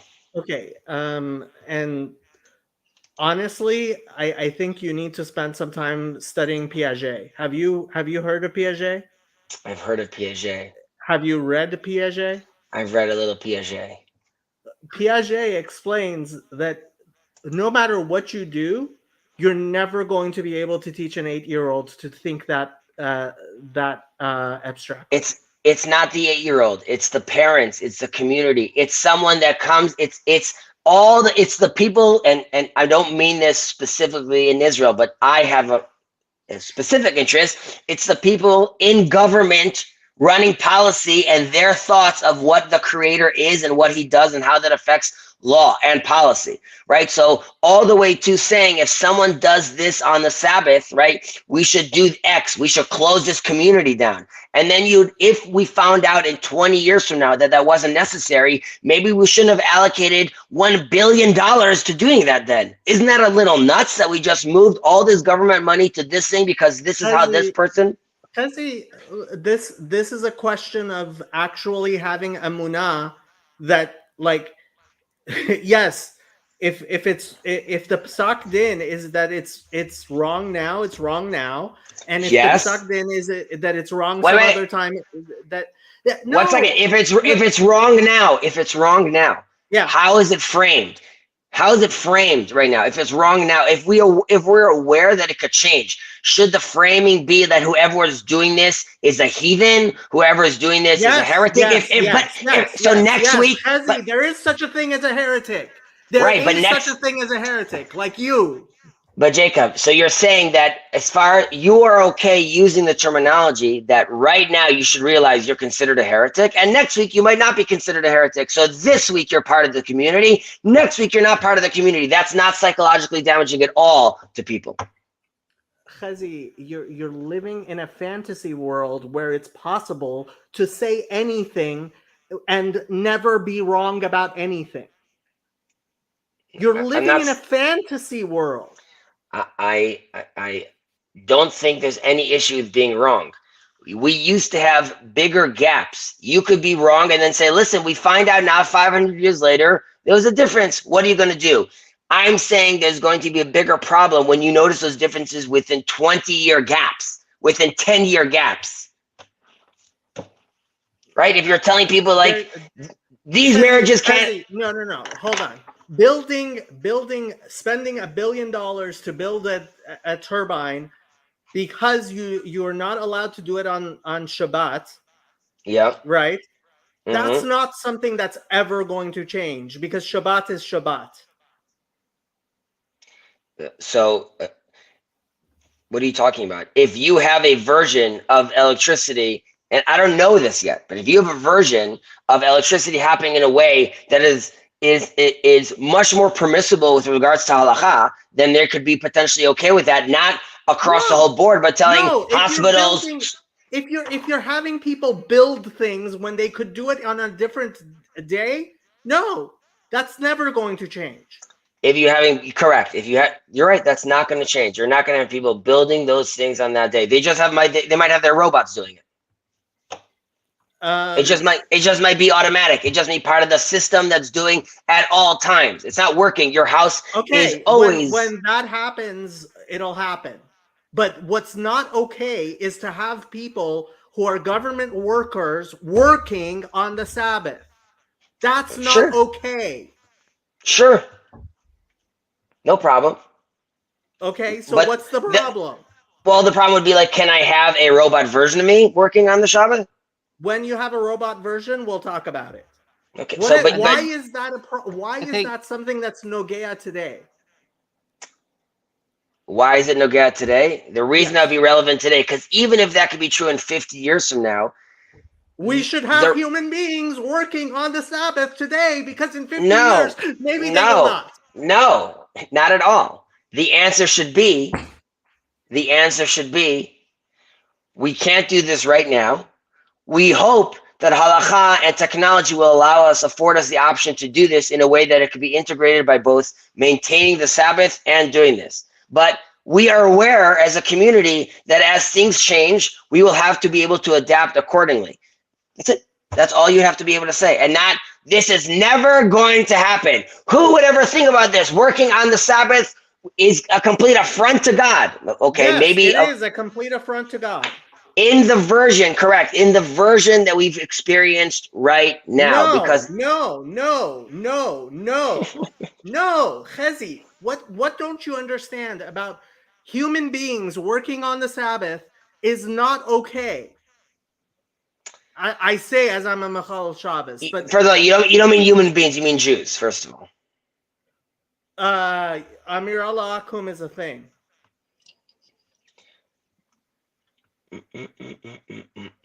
You cannot hire Gentiles to work for you on the Sabbath. Well, I think. Okay. All right. By the way, unless the rabbis decide to interpret that different in 50 years from now, correct? Okay. No. Yeah, you can tell me. Well, Amir So, Allah Jacob- Akum is usher. Yes, Jason. well, I was just gonna say. So you said right now. You said it's not okay, and it will never be okay for people to work on the Sabbath. And then what if tomorrow you said the opposite, and you said no, it's okay? I think that was Hezi's original point, is saying like these. Because of technology, it could get so rapid where you could have to, or you or somebody, not you per se, but somebody that is speaking for God would say this is forbidden, always forbidden, and then the next day say, wait, maybe it's not, and then that's destabilizing to people that need stability. And it is, and that's part of the reason why halakha changes so slowly that Chezi feels it needs to change faster. Because halakha actually gives us stability. So this is part of the thing that actually in the Haredi world, which Chezi loves so much, there are the children, certainly not until they're 12 at least, have phones. 0 phones. Right? Yeah. And 10, 20 years ago, the modern Orthodox were like, you're crippling your children, whereas now we realize that it was the smartest thing the Haredim ever did. But all Haredim are going to have smartphones in 10 years from now, and they all are having more and more. It's already in the children. No. What did Rabbi Malot? You're welcome to listen back to the stream we have together. He said it used to be drug dealers. Now I have phone dealers in school. It makes its way into the community. And that's right now when your phone is in your hand, not when it's integrated in your head. And that doesn't have to be 10 years from now, even in 100 years from now. My point being, so then the conversation. Now for 100 years. No, I want people to have an adult discussion where they realize, because there's a chance, and I'm looking at the world in front of me, and it was much more difficult to do this 500 years and try to guesstimate sort of what's coming down the line. But now we could, for the very least, look inside like, okay, this seems to be coming and that seems to be coming. I'm not going to change halakha right now, but I'm going to make sure that the rhetoric we're using gives me more flexibility, which allows me to create a community where they realize that it could be, as a rabbi, that I'm in school right now and one of my edicts or my decrees may change in the next 30 years. So because I don't want to look like a fool, and because I don't want to make this eternal religion look like a fool, when I use interpretation and when I'm explaining and giving up psak, I'm going to preface it and put it in a frame and explain that these things are dynamic and try as best as I can. Which rabbis don't do this? Are you out of your goddamn mind, buddy? What are you talking right now? Which rabbis don't do this? What you're talking about. Okay. I want an example of a rabbi who is the kind of idiot you're describing, who's a major posek. There are. Okay, so using electricity on Shabbat would be an example, right? Which is, what would you say to the person? What is the reaction if someone does Chilul Shabbat? It's Chilul Shabbat. Right. Okay. So should he be kicked out of the community? Yes. As Okay. I say, as There- I'm so that is the response. Someone's being kicked out of the community for something that may not be relevant anymore. Now it is. Don't. One second. Don't marry our kids. Yes, this is human Okay. society. This is how human society functions. I thought This we is were more how divine. human society functions. What? I thought we were trying to do something more divine than just something so human. I don't even understand what you're trying to say. You're saying saying first we're saying the Torah is eternal and that's why these things are so important. And you're like, listen, this is like humans, and like, what are you gonna do? Chezi, you can't create a society where nobody is ever told you can't do this. But no one is being told that you can't do this. What? You could decide to, someone comes and asks you something, and you could come and say the answer is no. How do we know? Because that's what God wanted. Okay. Right. There's that Yeah. answer. And there's another answer, which would be, and I'm not saying you're telling this to a 2-year-old, saying these are the 7, 8, 15 answers Yes, that you are want- possible. Yeah, you want optional. You don't want Piskei Din. You No. want everybody to be I'm- able to do whatever they want. You I'm want also complete fine. libertinism. I'm also fine. No actual community. No Shulchan I'm Aruch, nothing. I'm also fine with all. Okay, so I'll give this example, and I'm giving this example to Jason as well. Jason, you are aware there is the fringes that people Jews wear, like at the under their garments, right? The tzitzit. So there is a divide. Both Sephardic and Ashkenazic Jews tell you that you need to wear the tzitzit.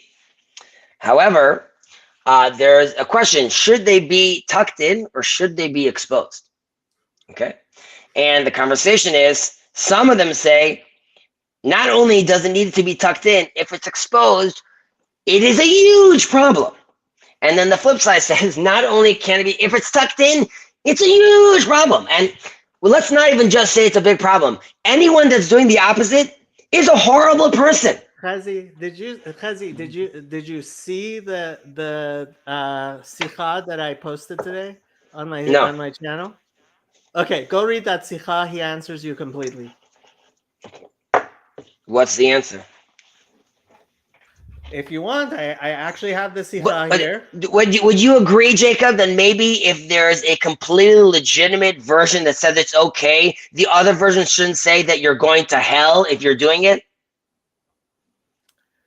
So here's the sikha. Guys, but this is not Bible study. Yes, this is Bible study. This is perfect Bible study. Let's study this sikha. He left. So we need to wait for him to come back.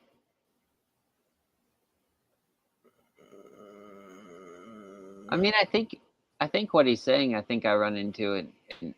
You were in Christian circles as well with different denominations where you would say, and I think the problem is because I see what you're saying, Jacob, where like you have to have exclusion in order to have different forms of community. But when you're making those boundaries, and those boundaries are put in place by God, and you're saying everyone outside of that boundary is eternally damned, that's when it gets fudgy, I guess. Because you could say, you can be as hard-lined on the rules and the exclusion as you want in forms of like monasticism. So you have like these, I don't know, these, you could say the Amish or something. And so they have kids and they can tell their kids, these are our rules. This is what makes us Amish community. Anything outside of this, you're not Amish anymore. And if you do this, you're not Amish anymore. And you can't marry someone who's not Amish. And you can do all that. But then if you go to say, when you're making those rules and you're saying this is what God says as well, then you're almost implying that anyone who's not Amish is eternally damned. Right. And I think so Chezi isn't used to actual Jewish orthodoxy, apparently. I don't know why. So this is the sikha of the Rebbe that I posted today. סעיף א', כתב המחבר בשולחן ערוך הלכות ציצית, עיקר מצוות טלית קטן ללובשו על בגדיו, כדי שתמיד יראה ויזכור המצוות, ובמגן אברהם שם ובכתבים היינו כתבי האריזל, דטלית קטן דווקא תחת בגדיו. ובפשטות, and then there's a note here, under ובפשטות, וזאת למודיעי, כל הביאור שבשיחה לא בא לקבוע ולהוכיח איך שצריך להיות המנהג בלבישת הטלית קטן, כי נהרה ופשטי, אלא רק להסביר טעמי חילוקי המנהגים הקיימים בזה. לכללות השאלה ראה שו"ת יחווה דעת, להגאון רבי עובדיה שיחיה יוסף, חלק ב' סעיף א', ובספר שנסמנו שם. You want to translate that, Chazi? He's saying that these both, even though there's even though there seems to be a contradiction whether it needs to be exposed or not exposed, both are valid. Jacob, do you understand that on the ground, that's not what happens, right? You understand that this is the Rebbe's Torah? All I can do is give you the Rebbe's Torah. All I can do is give you the Rebbe's Torah. That's all I have a capacity to do. Well, Jacob, the way you're expressing the Rebbe's Torah is what I would say the exact problem, which is how those people do it. You just for a second said no. Then you just give an example. Look, here it says both versions are okay, but that's not the rhetoric you were expressing right now. That's not how you were articulating yourself. You didn't say. That's because, Chazi, there are limits. There have to be limits. Yes, whether you wear it inside or you wear it outside, we say nehera upashte.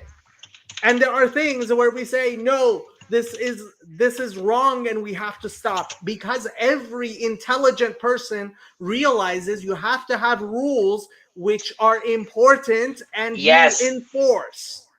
Jacob, but the rules I tell people, like for example, you have to have a banister by these stairs, right? Because it's not because God will be angry whether you did it or not. Except Chazi, sometimes you need to tell people God will be angry if you do X, Y, or Z. You're right. It's just uncomfortable if the week later you need to say he's not angry. He's angry now at the opposite. Chazi, that's only if you don't have kibulol. If truly it is something where you should be telling people there are certain things, this is why it matters that Rabbanim actually be Chachamim like the Rebbe was. That would be great. Yes, it would be great. If we had Chachamim who were Bechezkat Mashiach and their sons would ask them to come on YouTube so that they could teach us Torah. I think what I understand from this, and that what I feel like the people watching this, if there's people watching this, is I think they see that you slowly got closer towards my opinion, and they appreciate that. Yes, that must be it. Yes. So I think I was just gonna say Jacob gave an example where he says, even though it seems like two things contradict, which you're worried about, Chazi, look, on the ground, really, they say that both are options. And anyone that's a serious rabbi should be sensitive enough to be able to make decrees and articulate and explain the Torah in that fashion, where he could find the balance of all these are the acceptable faces and interpretations of God. So in that sense, we both agree. On the ground, none of that happens. So but Jacob, I thank you for seeing it my way. Zach Jason says, any good books on time? I have Abraham Joshua Heschel's Sabbath. Yes. Anything else on time in the religious space you could recommend? Sabbath. The Sabbath. That is a fantastic book. I would never read that man's books. Jason, Yes. give us a little more Bible. Throw that. All right. I have to probably go pretty soon too, though. But what was there? I did actually have. Let me see. I think I had another question on my phone. Where is it? Oh yeah. So this one. What's going on with the floating axe head? You got any info on that? And when is it Elijah? When he leaves? Oh my goodness. This is the girl stuff. That's why I was asking Ezzy. No, I'm just kidding. The But flying when- axe when- head where somebody gets killed? No, they throw. It's like I think Alicia or whatever throws. They're building a house or something. All these prophets are, and then one of them loses the axe head. The iron falls off and is in the lake or something in the water. And then he says, "Throw the stick or the handle at the water," and he does. Iron floats to the top. And then let me just read it. I'll read it. It's in Kings somewhere. I think it's 2 Kings actually. 2 Kings, but I don't know what's going on with that. It might be right after Naaman's leprosy. Let me see. I lost my peanut. Yeah, it is right after that. Found my peanut. All right, so it's at the beginning of 2 Kings chapter 6, and it says, "And sons of the prophets to Elisha, see now the place where we dwell with you is too small for us. Please let us go to the Jordan, and let every man take a beam from there, and let us make there a place where we may dwell." So he answered, "Go." Then one said, "Please consent to go with your servants." And he said, "I will go." So he went with them.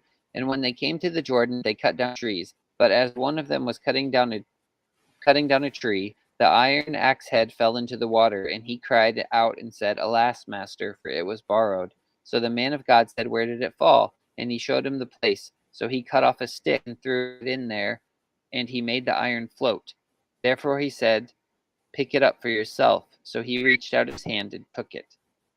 And that's all that's said. And it just seems very obscure. He's back. For a second. For a second. If Andrew knows this story, it floats in the river. He says it's the icon of the theophany. What does that mean? And tell me what it Theophany means means. a revelation of God. But what? How does that? How is it that? Huh? The iron floats. So he reached out his So hand the and took it. Malbim says he showed that it is in the power of a prophet to change the nature of wood and iron, that that he exchanged their natures one to the other, and the wood which floats on water fell like lead, and the metal came up like a light wood. And the Ralbag found in this a Tachbolet Tivim Kedarko, a natural explanation, as is his manner, and he has no idea what he's saying. That this was a he says his words are meaningless, because this was a that's so funny. He says that about the Ralbag. And this was a miracle from God, from the 12 in the whatchamacallit. Yeah, I didn't realize. I mean, he's saying that about the Ralbag. When was the Ralbag? He said he has no idea what he's saying. It's hilarious. Wow, he's saying that about a Rishon. You see, Jacob. So even the way we're talking to each other right now is really just how the rabbi spoke to each other. It is. This is one thing that people didn't understand about Rav Avadia. He used to use the sharpest language, and it was hilarious. I loved reading his teshuvot, but he says Rav Hevel, and he's talking about a Rishon. He's talking about the Ralbag. Right. So when rabbis still had, were still comfortable doing such things. Rav Avadia used to speak very sharply, and sometimes the Rebbe used to speak sharply, and actually the Satmar Rebbe also spoke sharply, but it was always with love. I thought people there's this I was reading a shoot and of Rav Avadia, and he was talking about something that Rav Eliashiv said, and he said, "V'ata horadat ladat she'ein b'davarav klum." You want to translate that, Chazi? Jason, a shoot, unlike like a laundry chute, a shoot is an acronym for she'elot v'tshuvot, questions and answers. Responsa. Responsa, exactly, a responsa. So like that's what a responsa is. And in the responsa, he's basically like calling out one of the prominent rabbis in the European Jewish community, saying that, like, you know, basically That talking God revealed from on high that he has no idea what he's talking about. Nice. Just with regards to the miracle you guys were looking into right now with like the floating ox bullhead, it just reminded me of something that Fawad asked me on Discord about Joshua and the sun and the moon. Also, like, if that should be interpreted literally. He was asking me how Judaism interprets that. So it's always, these things are always they always get How do split. they? Whether Oh, it's the majority interprets it as literally, then when you start dealing with the rationalists, like within Judaism, they start pushing back on the length of how long that miracle was, and then you have some that say that it did not happen literally, rather that this was for the Jews, for the Israelites. It seemed as if first of all, the battle was won very quickly, as if the sun was in the sky all day. So like it's just a sense of like that the battle happened very quickly. Others said that that's what it seemed to them. Like psychologically, they felt that they have all the time in the world to battle, and this was for them miraculous. But the way it was being interpreted by the rest of the world, that wasn't actually something that miraculous went through. An idea like this would be potentially like in the splitting of the sea, where, you know, what seems miraculous to one person isn't miraculous to the other. So like, you know, it seemingly they managed to walk through the ocean, and for the Egyptians who did not see that as miraculous were completely, you know, overtaken by it. But that's what I wrote to Pharaoh. Well, I wrote to him that it's complicated, but that was my answer. It's interesting. Yeah, but there's I try to take it literally every time I can. I love trying to take it literally. Even with the dragons. I'm like, of course there's dragons. Of course.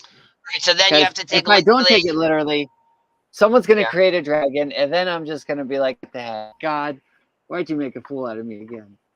Like, I feel like if I don't take it literally, I'm just gonna get proved wrong anyway.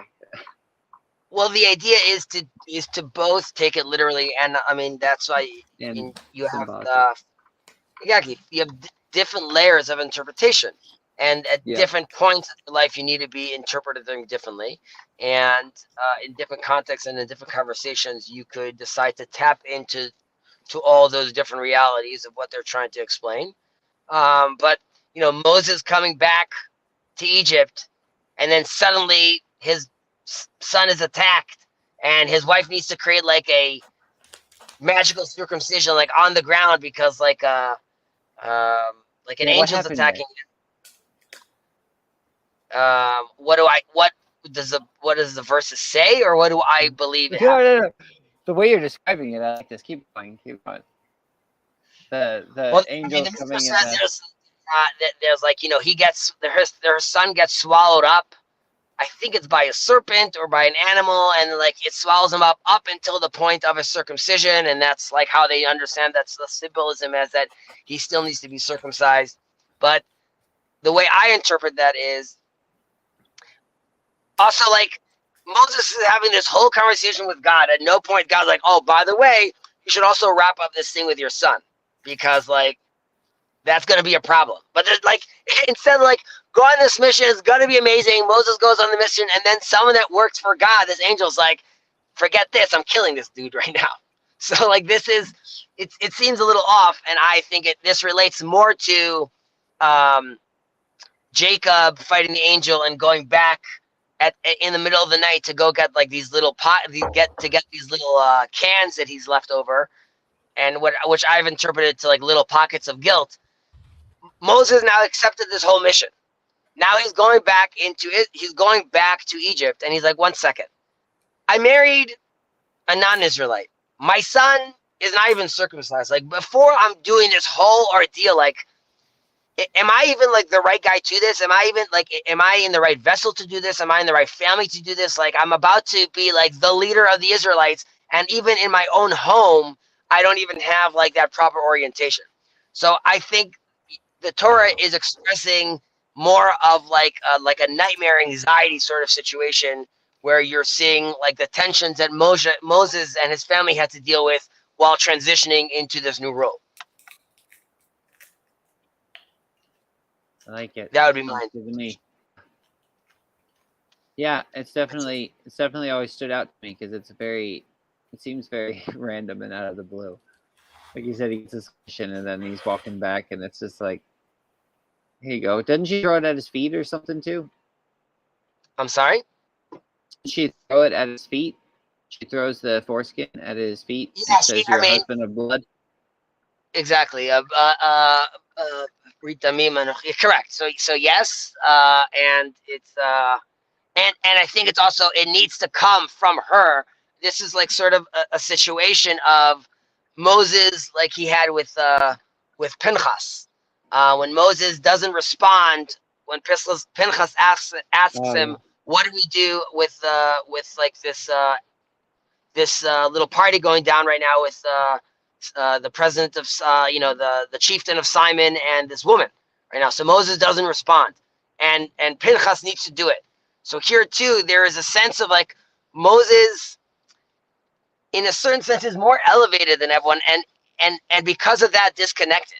Which is also why he doesn't go into Israel at the end of the day. Like, there's only so much he could interact like with the human, and here you see again, there's like sort of being a response where like, well, Moses, to do this right, it requires like proper integration, and to do that, like this needs to happen right now to your son. And I just don't think Moses is thinking in those terms, which is why Jethro needs to go over to him. Like, why didn't God say, hey, Moses, like, by the way, this is going to be a lot. So like maybe get like a study partner, or like maybe build a system. And I think these are versions where we see Moses as like, still the son of Amram, being like, I don't fully know how to integrate this yet. Like, yes, I'm Moses, but because I'm Moses, I'm also separate. I have to wear a veil on my face. You guys can't even connect with me the right way. So he needs his father-in-law to be like, listen, buddy, like, this is not going to work. Mm-hmm. Yeah. And also the interpretation that Jethro tells him of Nabal Tibol, you will welt. I don't think he's talking to Moses. I think he's talking to like, what you're trying to build over here will not survive if you are the only point we could talk to. You're the only guy we're reaching. Like, there needs to be a system, because this is not going to work. Mm-hmm. Yeah. Jacobim, you disagree? No, just listening. Just listening. People Hey, I got a people question. sometimes need a rationalist to bring the Torah down to earth for them so they can actually believe in God. Again, I'm sorry, the last thing was cut off. What did you say? So they can actually believe in God. I have a question. So the guy that Phineas kills, or Finhas, however you say it, whatever, Mhm. Pinhas, that's it. Is of the tribe of Simeon. Is there a connection between? So I know Levi and Simeon were the two that killed. Pinchas was of Levi.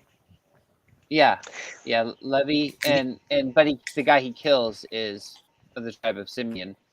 And Correct. There's very Levi, that's a yeah. Sorry, go ahead. well, no, there seems to be a connection with Judah and Benjamin. Like they're like somehow like tightly knit. Is there the same thing going on with Simeon and Levi? Yes, there is something going on with Simeon and Levi. Well, first, like there's their horrible story early on, just with like the actual Simeon and Levi when they go to avenge their sister's uh, rape. And they kill everyone, much to their father's dismay. And then he blesses / curses them, and he decides to split them up. Like he says that you guys can't be working together. Your rage and anger is too intense, and you guys need to be split across the nations. And then we see the through line for that, where the story we just gave right now with the chieftain of Simeon, and it shows that this zealotness, this passion that we see in these two brothers, one is being controlled and oriented properly, and one is not. And you could see that if when they were younger they could have both used the excuse that we did this due to our zealousness. What happens with Pinchas and the chieftain shows that like Pinchas was still all about the zealousness for God, and in the chieftain of Simeon, it seems like that wasn't the true feelings, because ultimately, even the chieftain himself, which should have been like a very knowledgeable and respected man, he himself is failing in this intermarriage situation again, which is what their forefathers were so upset about in the beginning. And you see this again with the Levi tribe and the golden calf. They end up killing many people. And then again, this is a reaction of like the zealousness of the Levite, showing that they're very extreme. I'll join back on in a minute. Huh. It's really interesting. I had never thought of that before, because they say in the Dinah incident, is what my Bible titles it.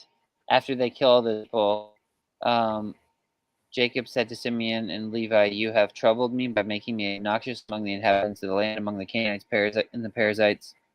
But then it ends. But they said, "Should he treat our sister like a harlot?" And then you get over to that part, and it's the whole story, right? Is there in Israel's harlotry in Moab, and so then they're actually playing the harlot, and then or Simeon that's playing the harlot. I don't know. That's I mean there's definitely like parallelism there. yeah.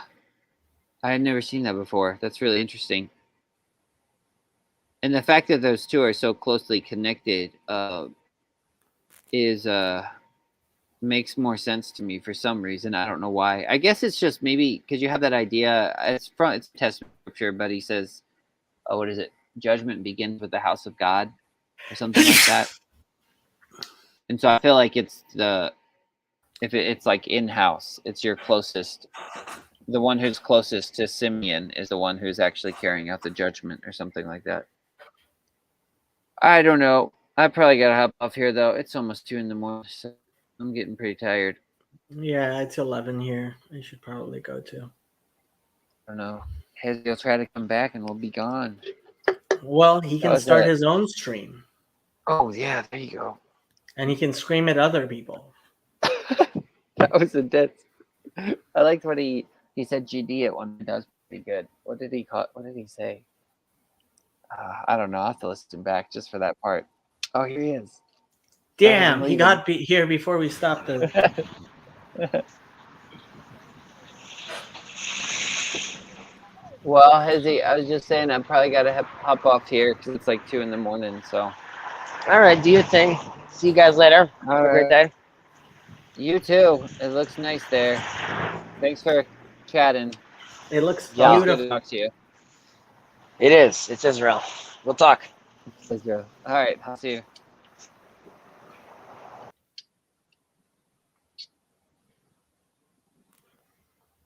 Hey, guy. Okay.